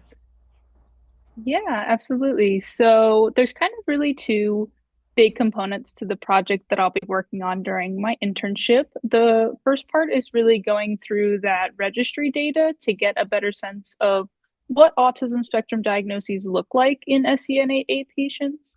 And then the second big part is that we really want to get input from families into more of what that lived experience looks like for SCN8A families who have those autism spectrum diagnoses. So we're also looking to kind of develop some questions and some discussion topics to bring up in some of the upcoming family meetings so that we can hear from the family perspective as well. Yeah. So I think that's, we're looking to really work this together and kind of like figure out where we're going. We'll be using registry data to help us begin analyzing and looking and see. We have a lot of families who filled out the loss of function form that Michael and his registry team put together. And that's going to be the basis we start off with. And then, like you said, building in more conversations with families to find out what we're missing, what we need to learn more about, and how we can continue to advocate for families who are managing, in this newer phenotype, with this newer phenotype of SCN8A. We still hear from a lot of families that say, oh, these symptoms, those aren't SCN8A. Your kid has too many skills, or your kid can walk, or your kid can talk. And the reality is that SCN8A is so much more diverse than originally thought amongst this like really severe population. And so, as the roadmap points out, we are really committed to really investigating more across SCN8A to learn how we can help families advocate and collect more data to show about the diversity in SCN8A and find better treatments and care for those across the full spectrum. So this is a really exciting development. We're so glad to have you with us, Maddie. And I think there will be more opportunities in the future for the community to come out and chat with Maddie, and we'll have an upcoming meeting that she'll join. So stay tuned. Thanks for being with us, Maddie. Yeah, thank you so much for having me. I can't wait to get to work with you all soon. Yeah, sounds good. Thanks. All right, we're flying through here. We're going to welcome up next Heather. A lot of you probably already know Heather Bentley from any number of different SCN8A meetings that we've had. And she is coming on as our SCN8A writer in residence. So she's going to talk a little bit about what that means, the work that she's doing, what she's studying, and how she's going to continue to be in service to our SCN8A community. So Heather, always a joy to be with you. Thanks for joining us today.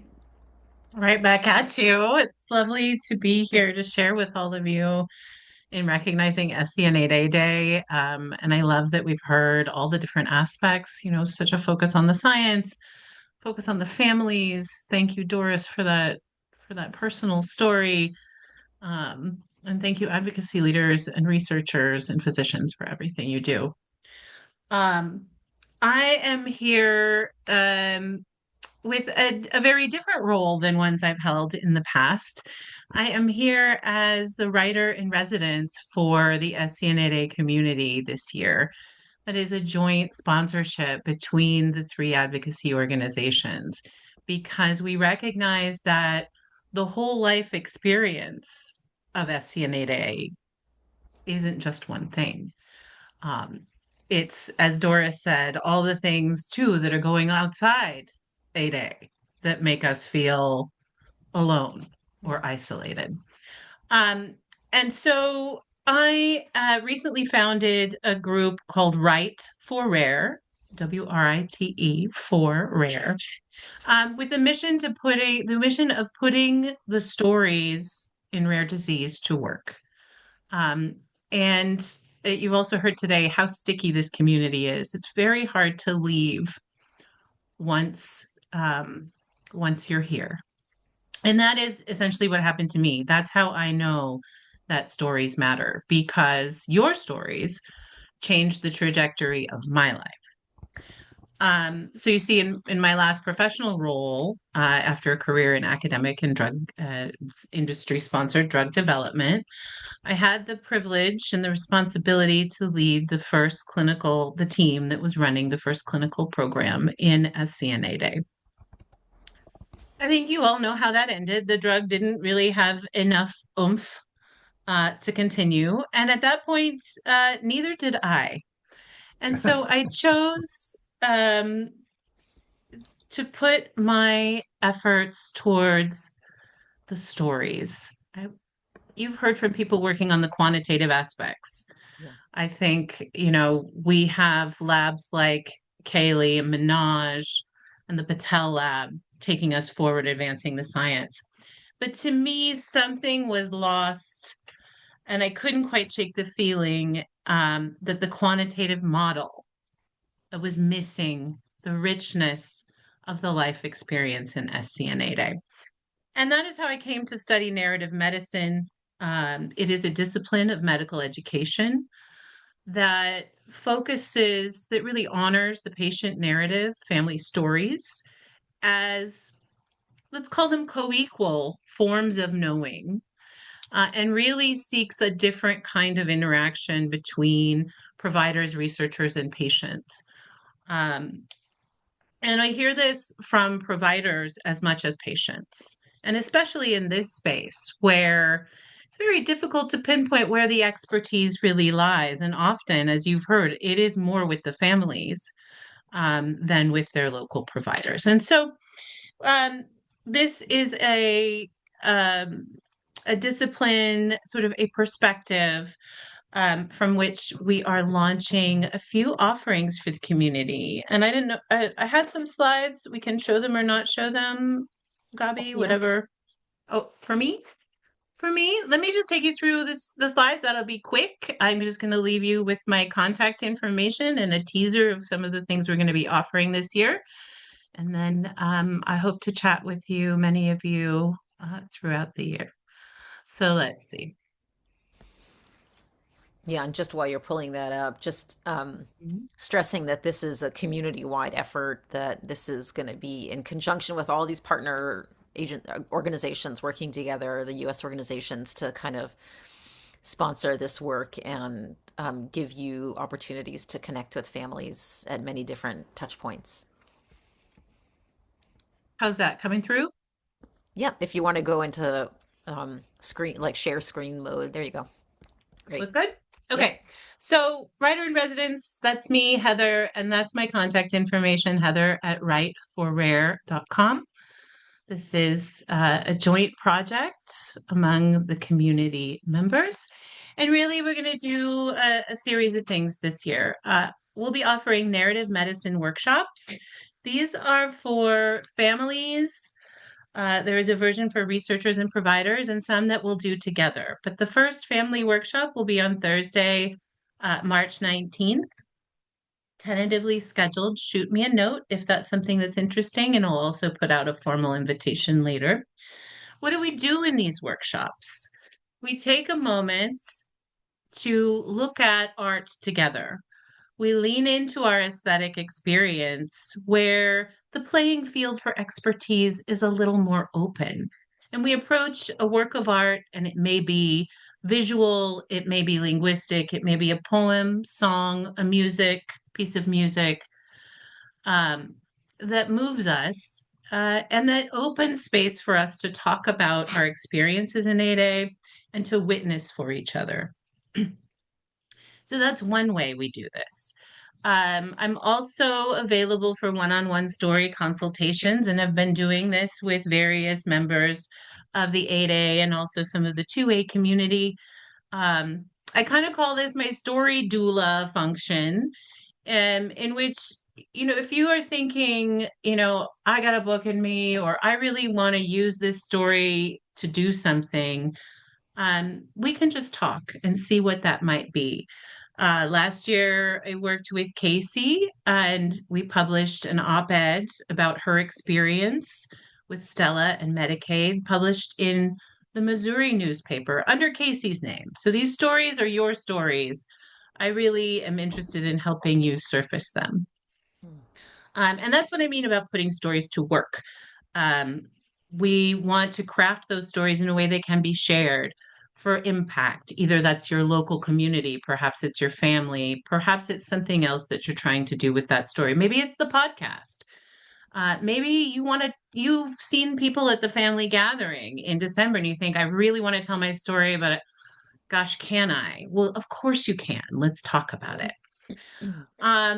I offer writing support for community initiatives. I know, Gabi, that the Alliance has a lot of storytelling need for stories and that you use those for awareness, for advocacy.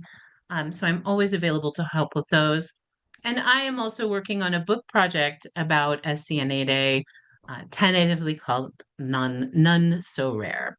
So those are all of the ways that we are trying to really elevate the stories in the community and witness for each other. So I would say, let's put your stories to work.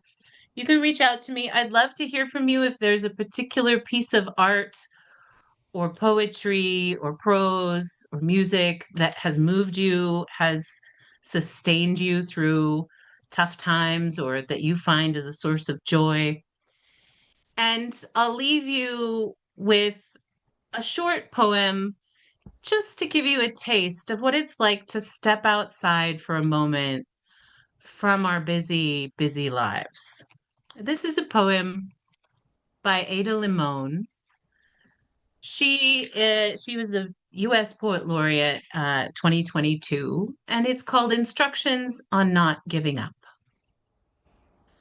More than the fuchsia funnels breaking out of the crabapple tree, more than the neighbor's almost obscene display of cherry limbs, shoving their cotton candy colored blossoms to the slate sky of spring rains, it's the greening of the trees that really gets to me.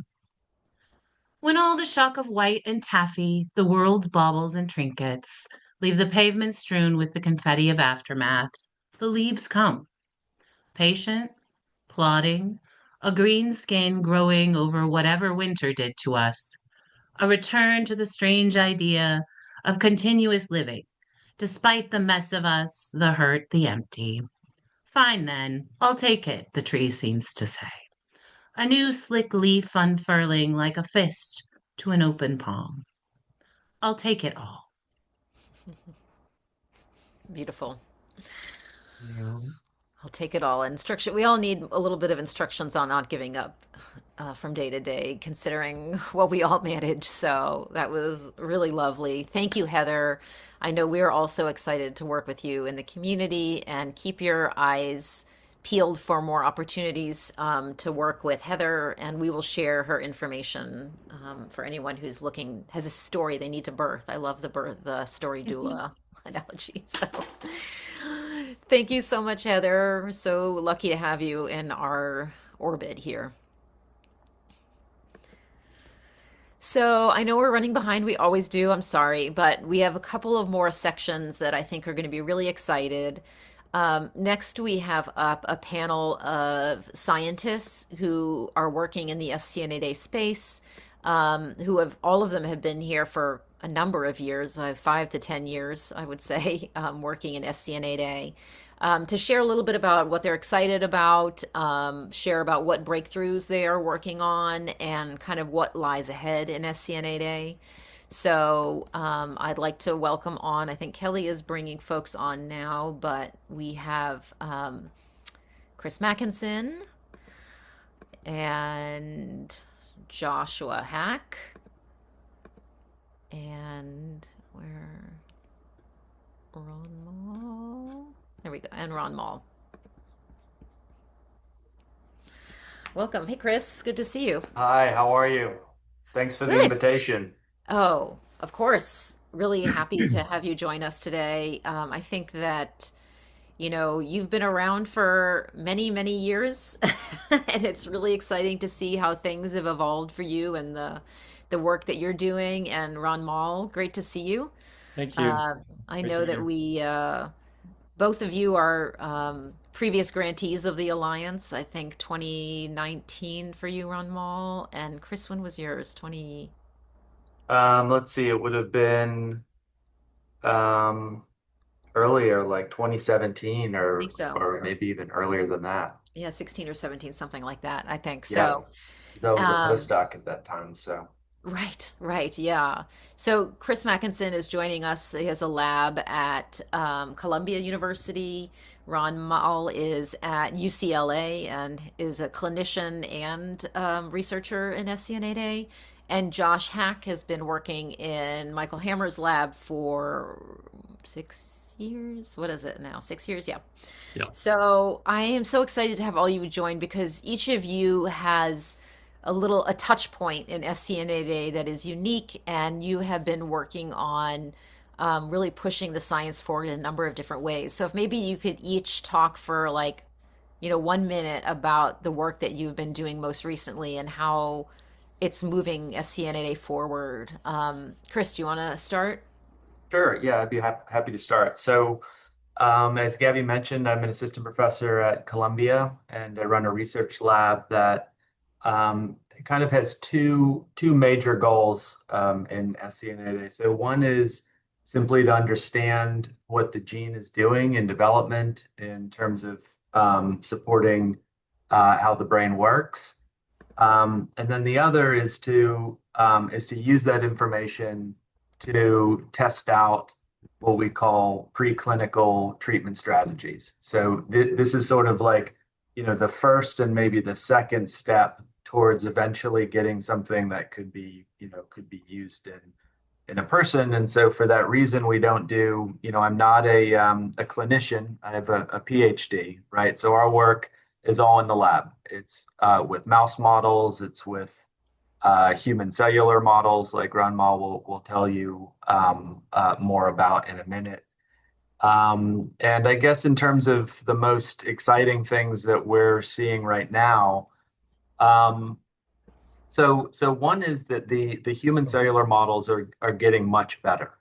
And so each year, it seems, there's a new way to take a cell from a patient and turn it into a neuron in a dish that resembles more of how that neuron is behaving in the human brain. And so that gives us the ability to look into, more of the underlying biology with greater resolution than we had previously, right?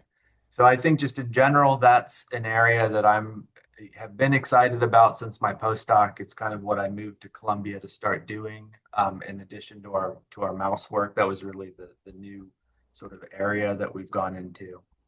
And then I guess, we've been working on those models long enough now that we have some clues about some things that are working, at least in those models. And one of the most recent projects was it's sort of you can think of it as like a new type of drug, but it's a peptide, which is a protein, a very small protein, that when it gets into the cell, it interacts with the channel, with SCN8A. And whenever there's a problem with the gate, so that's the part of the channel that closes and keeps the sodium from going through, it's something that's very tightly regulated. It needs to open exactly at the right time. It needs to close at exactly the right time. And when there's an issue with that part of how the channel works, it can cause problems, and it's been identified in many patients with SCN8A. So this peptide actually is designed to bind to that part of the channel and to correct how it works. And so, we've shown this in an animal model. We're using it in human cellular models. It also seems to be, working well there. And that's something I bring up because it's very different, right? It's different than the gene therapy approaches. It's different than small molecule type approaches. And to me, as a basic researcher, that's what I like to focus on, is the things that are, potentially very new.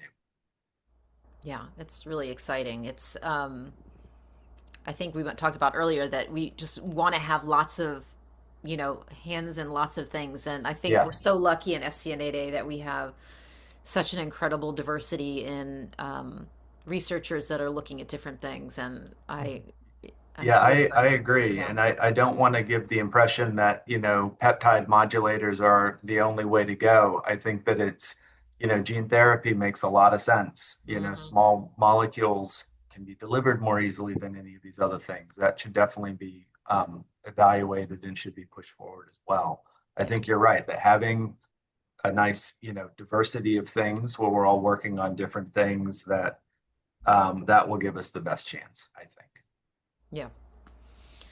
Ron Mal, how about you? You published a paper this year, or last year, I should say, 25, which was pretty exciting. And yeah, just tell us a little bit about your take on SCN8A research and what you're learning. Sure, sure. Thanks for this opportunity. Yeah, and it makes sense for me to follow Chris. I think we do somewhat overlapping stuff. So I'm an assistant professor at UCLA. I am a clinician as well, but mostly I'm in the lab. And my clinical specialty is epilepsy, adult epilepsy, but I happen to see a lot of patients who have pretty severe DEEs. Not SCN8A in my current cohort, but SCN1A, 2A, CDKL5, et cetera. And so from a research perspective, my lab is really interested in brain development and using organoid models, which are these stem cell derived models where make like a 3D brain-like structure in a dish and try and understand what goes wrong in developmental diseases. And SCN8A is among those. And so this work that Gabby just described recently that we published was inspired by clinical, kind of one of our clinical observations, which is that a lot of patients that we have, they can come in and of course, the families here can attest to this, that seizures can be a problem, of course, and they may be the main concern, but sometimes it's something else, like their behavior, their memory problems, their learning disability, et cetera. And so we asked this question, how does SCN8A, if SCN8A affects different parts of the brain differently, like those parts that are important for seizures versus those parts that may be important for learning and memory? Could it have different impacts, which means we might have to have different treatments? And so using these 3D kind of models derived from patients in a dish, we looked at how a part of the brain that's important for learning and memory is affected by SCN8A versus a part of the brain that maybe has other functions. And essentially, we were surprised to see that the impacts are very different. And maybe most surprisingly, we think of SCN8A, at least I did, and perhaps I was ignorant to think this, that SCN8A is primarily this channel problem, that the channel is hyperactive or whatever. But what we learned is it seems that having this mutation in the channel seems to really affect how the cells develop and in different ways in different parts of the brain, which I think has implications for how we think about treatments. And in terms of things that I'm excited about, I think more broadly, it's not just SCN8A. We really want to kind of democratize this approach. So what we're really working on, partly in my lab, is developing these models. So mouse models are, of course, super useful. Human studies are critical. But these things, organoids, we think also have a really important place. But there's issues with variability, with how many organoids we can make, with batch-to-batch differences, which affect how we can really transform this technology into something that can be personalized for SCN8A or whatever other disease. So we're working on, not just us, but a bunch of labs are working on trying to kind of automate these processes, make every organoid similar to every other organoid we make so that it can be used for drug testing, for developing new therapies, for personalized medicine where we get stem cells from specific patients and can potentially even use that as a platform for testing drugs for that specific patient, et cetera. So yeah. Yeah, very exciting. And it gets us a step closer. I mean, I feel like that's some revelations that are helping us think about how we can look at SCN8A differently and seizures and non-seizure challenges and how do we tackle those. So that's really, really important. Michael, do you want to? Yeah, I was going to ask Yeah. a quick follow-up question, Ron Mal. So nice to meet you, Ron Mal. Sure. It's such important work, and it fits right on the roadmap. I don't know if you've seen our roadmap paper, but we want to loop you in for sure. And I'm sure Chris is probably excited by the things you're doing as well. My question is simple: is just that we've looked at my daughter's mutation. We made a cell line, iPSC, from her cord blood, and we let the cells differentiate and influence them differentiate different type of neurons, and they don't make it too far before they start dying off. They don't get too mature, let's put it that way. I'm wondering in your organoids if you're seeing things develop, how the mutations are affecting cell development. Is it an organoid thing, or do you think it's really going in vivo? Could you make a parallel to what's going on in the brain as a child's developing? Yeah, so that's a very challenging question to answer for obvious reasons because it's hard to check and we don't have fetal samples to check necessarily. I think my best answer to that is so we made cortical organoids and hippocampal organoids, for example, and we see clear differences. And so, for example, interneuron development in the cortex assembloid model, not just organoid, we're making assembloids, interneuron development was largely intact. So we didn't see deficits there, but we did in hippocampus, suggesting at least if the question is, is it organoid specific that you don't get proper development? There are certainly limitations of development in the organoid model for various reasons. But I think you can get differences at least, or so, right? Like if the interneuron problem was everywhere, then I would say, yeah, it's an organoid issue. But I don't think it's just an organoid issue. So I'm hopeful that these approaches could have relevance translationally. And adding to that, the idea that interneurons are important for hippocampal pathology, there's some data where interneuron transplant, for example, in epilepsies has some efficacy, which is hard to necessarily explain from a very granular perspective, but is kind of consistent with our findings. And there's other data in the literature suggesting that this hippocampus issue isn't just in SCN8A, that's maybe a convergent issue with many developmental disorders, like early developmental disorders. Would you say that your work is more on mechanism, or could there be a therapeutic outcome?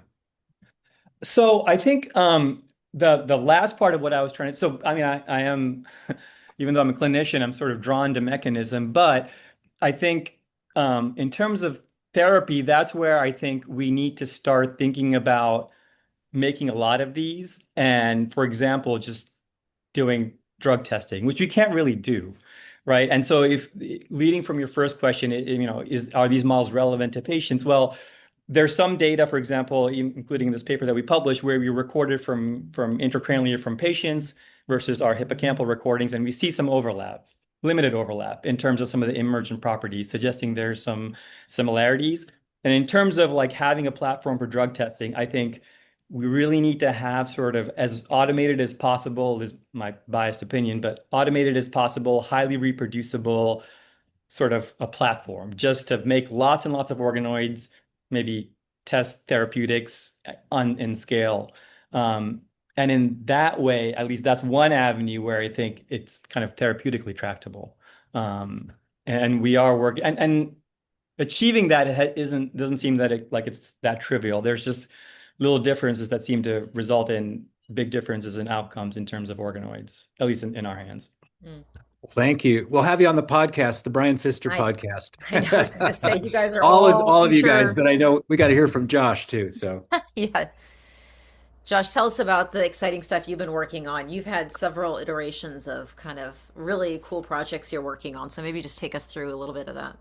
Yeah, so this last year, I think it was best characterized as, if we're looking at the Hammer Lab research history as a play, it's sort of the end of an act where we're coming to a bit of a natural conclusion to our main focus. And so looking forward at what we want to do, I think that the best way of characterizing that is just expansion.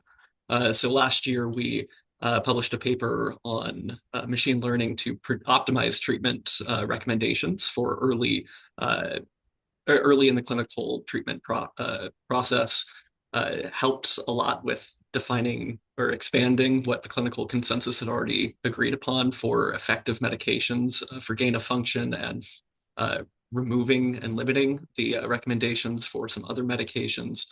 We also published an analysis of data held in citizen electronic medical records that helps define some of the more longitudinal and progressive features of SCN8A. And so we're at this point where we've kind of reached the limit of what we can do with what we've been doing. And so we're looking a lot at where we can go from here. And so, like I said, the word to describe it all is just expansion. We're currently working on expanding the genetic landscape. So this was a study that was partially done, or a part of what we're working on was done back in, I believe, 2019 by one of my predecessors in the Hammer Lab, looking at just where all of the variants in SCN8A are throughout the protein. And we're now redoing that with the near 480, almost 500 variants that we have collected through various reports, and then comparing that to distributions in SCN1A, 2A, 5A, 4A, 9A, and 11A. And so we're able to start expanding out into looking at these other similar channelopathies and seeing where SCN8A is similar and where it's different. We're also expanding what symptoms and phenotypes we're actually looking at. And so a lot of our focus since I've started working with Michael has been strictly on development and seizure profile. And now we're starting to incorporate more of the comorbidities because we have the data necessary to be able to make these correlations without there being so much extra noise. And then the other exciting projects that we're starting to once again expand in is we're partnering with other rare disease advocacy groups such as SCN2A and CACNA1A for accessing their citizen electronic medical records. And so we'll be expanding our previous analysis pipeline to these diseases, and once again doing those inter-disease comparisons, seeing what SCN8A can learn from these other diseases and what these other diseases can learn from SCN8A. And then the final thing that's going on a bit more in the background is, again, expansion of the mechanistic classifications of variants. And so we're looking at incorporating biophysical properties more into our machine learning modeling. That's been a project working with Chris and Manoj Patel, trying to refine our various functional consequence predictors. And then also looking at the 480 to 500 SCN8A variants and running them through a variety of other machine learning tools to see if some of them are likely to cause splicing issues or other mechanisms of pathogenicity that aren't just a missense variant and shifting the amino acid. Yeah. Great summary, Josh. Mm-hmm. Yeah, and there's so much ahead. I mean, we know that there are so many questions around functional testing and medication choice and care, paths. So it's really critical work that you all are doing. Well, you guys all have invitations to the yet to be started podcast, but if there's one thing that you're looking forward to most about in SCN8A research on the horizon, maybe give us a little taste of what you might cover. I'll start with you, Ron Mall. What's on the horizon? Other than sort of what I mentioned already about kind of mass testing and generating protocols for organoid development, I guess I'm interested in this idea of convergence. And it's also not SCN8A specific. There's some interesting papers that have come out about that. And I think this may be relevant to especially older patients, this idea that you have different variants causing different diseases, but there may be a few kind of critical junctures where things go wrong that can be pathways. So convergence meaning like SCN8A, 2A, 1A, whatever, that you have these specific pathways that are really important that may be targets of drugs. And so they could potentially help across different variants. And I think this idea is controversial a little bit, but it's, there's some nice papers suggesting, not from my lab, but from other labs suggesting that it is relevant. Nice. Yeah, we'll be on the lookout for that, and we'll continue that conversation, I think. Josh, what do you see on the horizon? Yeah, I'm interested to see, there's, at least from my point of view, been an increase in the trend where SCN8A seems to be putting itself in a position of leadership and pioneering research in the rare channelopathy space. So I'm currently working on wrapping up a review in machine learning of using SCN8A as a case study. I think the research roadmap from last year was an excellent addition to SCN8A as this, I guess, hallmark example of what a rare disease community, and both from the research and caregiver side and the complete community buy-in should look like from a rare disease perspective. And I think that a lot of the work with the citizen health EMRs and the registry has laid a foundation and laid out a map for other rare diseases to follow that I'm looking forward to exploring through the Hammer Lab. And I'm expecting other rare disease groups to start picking that up and following along once we get some more reviews and other papers published to wrap these up. Yeah, they're going to be beating down your door, I'm sure. Chris, what are you looking at? Well, I think one of the for me one of the most exciting things of these are these modulators of the channel, and we've shown that certain variants can be corrected, but we don't know how far we can take it. And if there are other variants that maybe are particularly amenable to this sort of correction, and maybe others that aren't, might we be able to go beyond just the channel properties and go to trafficking or their insertion into the membrane or the location in the cell? There's a lot of things that can be done once you're able to engineer the interaction of one thing that you can change with the channel, right? Then you can put it onto different parts of the channel. You can functionalize it. You can do all kinds of stuff there. Some of that's kind of interesting from a basic science standpoint, but I think the obvious first goal is to try to see if there's anything that can be done therapeutically with that approach. Mm. Well, I think there's really exciting things ahead, and we're grateful that all of you are on this journey with us and helping discover new things and paving the path for better care and treatments based on increasing our knowledge about the disorder and how, and really understanding what's happening so we can better tackle it from lots of different angles. So thank you all for being here and all your great work. We will talk with you again soon. Thank you. Thank you. Great Thanks. stuff. Yeah. So I know we're running over. We're going to have just a couple more minutes. We're going to invite Julia Chase next up from Praxis to give us a little update on kind of what's happening from their point of view. As you all know, they have a clinical trial that has had some great results in SCN8A and SCN2A, and they are moving now to do a broader cross DEE trial. So, Julia, tell us a little bit about what you're excited about, what's happening. Yeah, thank you for having us on today on behalf of Praxis. And for those who don't know me, Julia Chase, I'm the Senior Patient Engagement and Recruitment Specialist at Praxis, and I work very closely with the advocacy groups. And again, thank you for having us today. It's really exciting time for the community and for us at Praxis. And I just want to highlight that relutrigine, or as many of you may know, the EMBOLD study would not be where it is today without the community and those who helped participate in research. As Gabby just said, we recently completed our enrollment for the EMBOLD study for SCN8A and SCN2A patients early due to the efficacy we saw in our latest interim data analysis, which really enforced the confidence in relutrigine and ultimately helped us inform our next steps with the agency, which we're really excited about.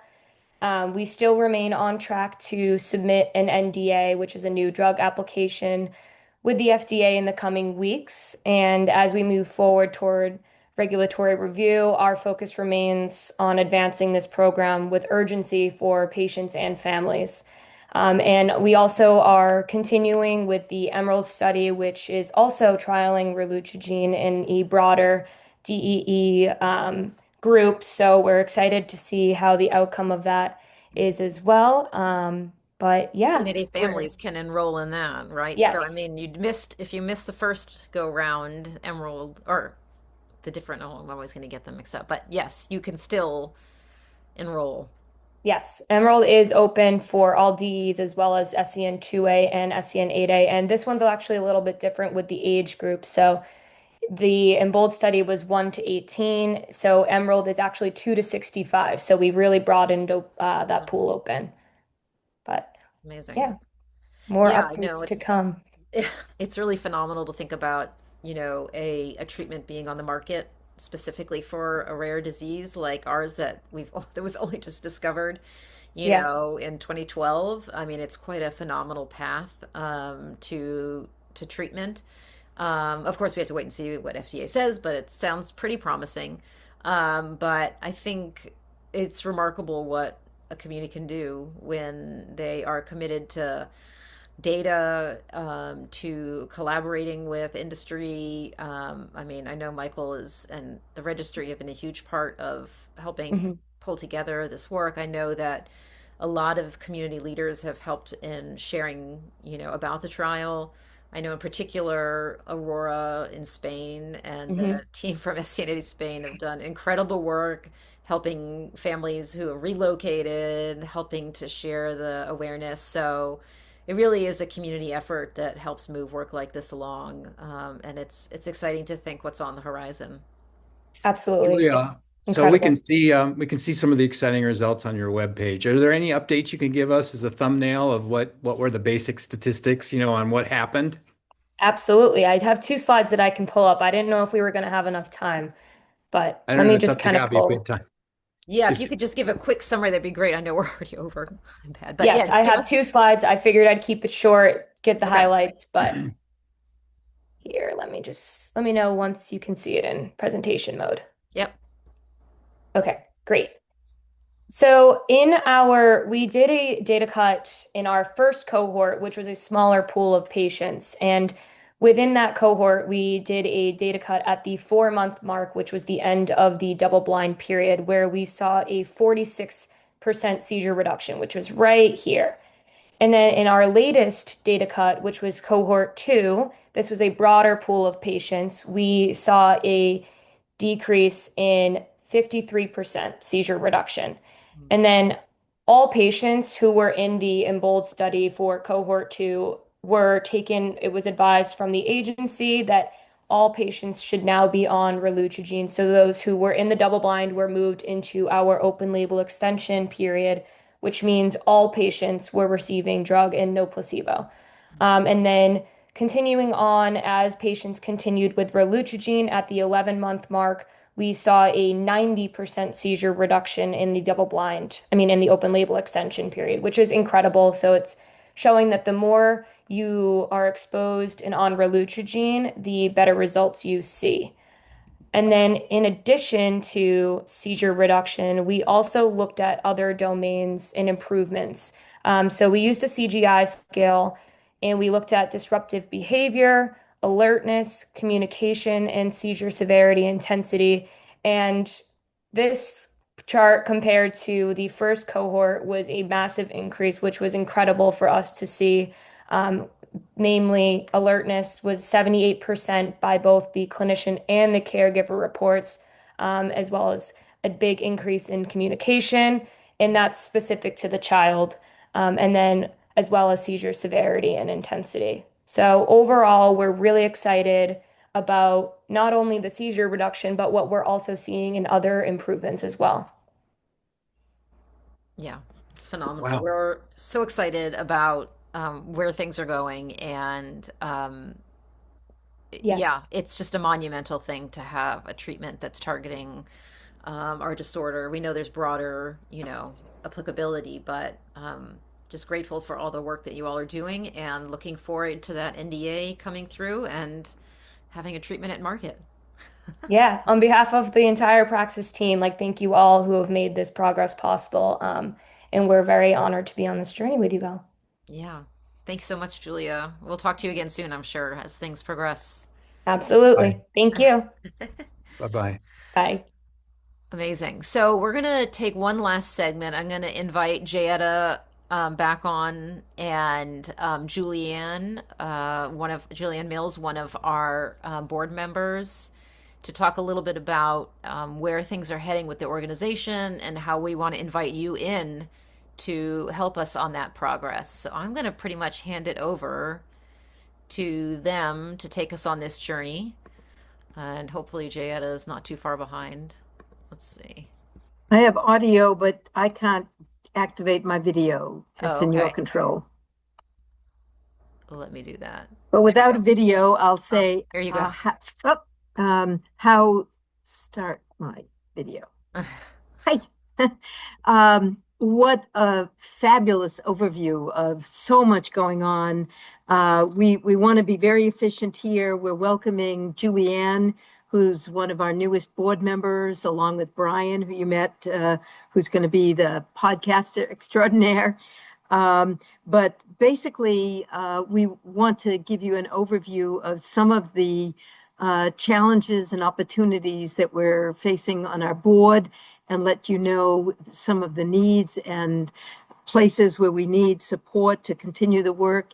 As many of you know, the International SCN8A Alliance is part of a broader umbrella organization, Decoding Developmental Epilepsies, which actually includes not only the work we do in the Alliance, but across all DEEs and improving outcome measurement for DEEs.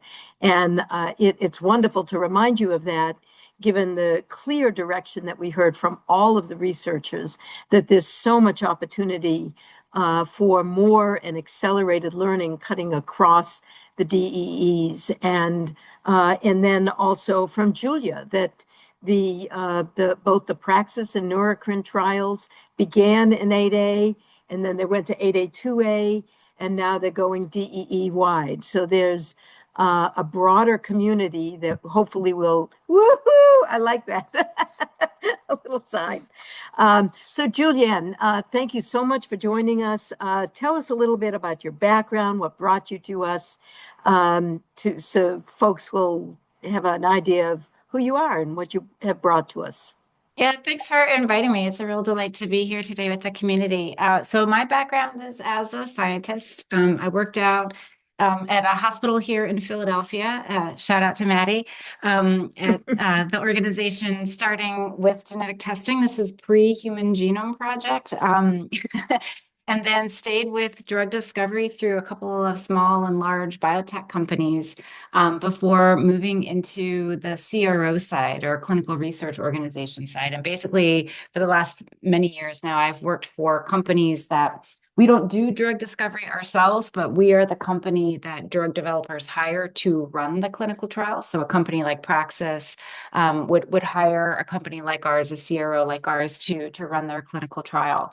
And I've been supporting various rare disease clinical trials for about the last dozen years or so.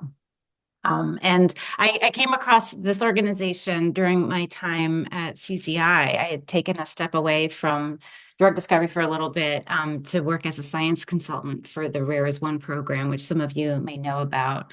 And just through osmosis in that program, became aware of yourself, Jayetta, and Gabi. I'm a huge fangirl. And we've crossed paths multiple times, as I'm sure many in the rare disease community do. And then finally, there was an opportunity to contribute meaningfully. And so the way I really want to add value to this community is by combining what I do in my day job with what this community needs. And that is making trials more accessible for patients, for families and caregivers that participate. I saw some questions in the chat about, hey, I hope I get that trial in Turkey, or hey, I hope that trial comes to the Philippines. That's exactly what my job is to do, is to make sure that that's possible, make sure families can participate with as little friction as possible, as little cost as possible. Terrific. There's so much synergy between our interests and the kinds of skills and experience you have. And in just, it's less than 2 months you've been with us. You've brought so much leadership and energy and real excitement about helping make our organization more effective, more sustainable, and in a position to really expand and continue the impacts we have. I wonder quickly if you could tell us what you see as some of the key challenges and opportunities of the DDE-wide board, and how you see, as chair of our governance committee and as vice chair of the board, really how to tackle and maximize the impact and effectiveness of the board. I think the challenge that this board faces is not unique, and that is how to make the organization sustainable, right? How to make sure that as a board that we are providing the organization with the tools that they need to convert from a founder-led organization to a professionally led organization. I do want to disclose that I am not a caregiver for anybody with SCN8A or any DEE, but hopefully you've heard a little bit about my experience, and through my actions, I can demonstrate to you that there is still a way that I can add value. While I don't have that personal passion, I do have a passion for supporting patients and families living with rare diseases, in particular the DEEs, because of the large unmet need. And so I think the biggest challenge for our board is finding a way to convert from founder to professional and to make that sustainable. And that's really what I wanted to come on here today to do, was to talk a little bit about what we're looking for as we expand our board. Do you want me to share some slides? Why don't you do that very Sure. quickly? I'll see if I know how to. Do I know how to? Yes. Share. Slideshow. It's coming. There we go. Okay, so really excited to announce that the board is recruiting. And so if you've been listening this whole time wondering, what can I do? Let's talk about that. So there are several areas that we're looking for support on our board. I do want to highlight our priority right now is to find a treasurer. So anybody with finance and audit experience, we definitely want to hear from you. But other places we've identified are regulatory, scientific and clinical. I'm looking at you panelists from earlier. Anybody with experience in digital media, specifically like AI and cloud-based services, anybody with experience in fundraising, legal, public policy. You can see finance and audit is on here twice because it's really important we get somebody for that right now. But if you are somebody, or you know somebody who has some of these skills and might be interested in participating, we would love to hear from you. It doesn't have to be a now thing. It can be a future thing. If you're worried about how much time you have to commit, let's talk. There is more information you can find on the website. We're always here to receive emails. So, this is not a one-time offer. We will be recruiting for many months to come. So if you are somebody, again, that's got any interest or skills, or somebody, grandparent, aunt, uncle, who might have some skills in this area, please do let us know. Anything you want to add, Jayetta? No, Julianne, that was fantastic. In the interest of time, we're already a half hour.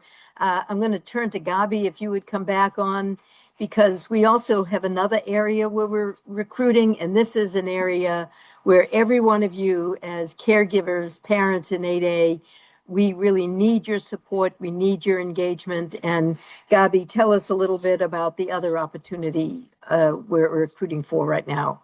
Yeah, so this has been kind of in the works for a while, and we're really excited to launch this effort to build an SCN8A caregiver advisory group, which is essentially going to be a group of caregivers that will help us to determine how we move forward strategically with our work at the Alliance. We are a caregiver centered organization started by two parents and a grandmother. So we believe very strongly in keeping everything very focused on caregiver goals and needs. So this is a council that will come together to work and help us prioritize and consider how we move forward with different activities. And will really help guide the programming team, which is me and Kalie and my team at the Alliance doing the work, and the board to think about how we really continue to push forward for a better future for SCN8A and push the science and contribute to ensuring that we can keep things moving. And Kalie put in the chat, there's a link if you want to see a little bit more about what we're recruiting for and how you can put in an application. This is going to be coming together over the next few months, and we welcome a diverse group of families with different experiences. And, you don't need any, special skills to join that, just a desire to want to move forward the work for SCN8A and for our families. And that is your expertise, is as an SCN8A caregiver, as someone who lives this and breathes this and sees what we really need as a community. So we're really excited to build that out and hope to hear from more of you. We'll share more information on that as well. But yeah. So anything I think else? we can wrap that up. It's clearly, as you launched at the beginning, it's been an exciting year, and there's just an exciting decade ahead. And that's what our vision is, to really move aggressively to build on all the capacity, all of the extensive networks that we have of clinicians, of researchers, of families and industry partners, to really catapult us to more effective disease-modifying treatments that really improve our kids' lives and outcomes. Yeah. And so here we are, the three co-founders again, to take us out and just to thank you all for being with us today. If you're watching the recording, you are the reason we are doing this work. Families are what drive us every single day. I personally live this life with all of you. It's challenges, it's ups, it's downs, it's really marking and getting inspiration from every smile that we get, every small achievement that comes for our children who work so incredibly hard. All of these families who are just become incredible advocates for their children and their community, and we're so grateful to all of you. There's so many exciting things ahead. Michael is leading a lot of exciting efforts at the Alliance to really move the science forward. And I think we are in a most exciting place. I think ever since I've been around, my son is 13 and we've had a diagnosis since he was a little over 1. So I think I can safely say that there are more exciting things on the horizon right now than there ever have been before, and more promise for our children and future generations. I don't know if, Michael, you want to have the last word, take us out? Oh, you're muted. Thank everyone for coming. Thank you, Jayada and Gabi, for putting this wonderful session together. And I look forward to seeing all of you in our network meetings and one-on-one meetings. And I wish you all the best of health in the near coming future. Thank you, everybody. Take care. We'll see you again soon. Be well, everybody. Bye. Look forward to seeing you. Spain's still up. Whoa.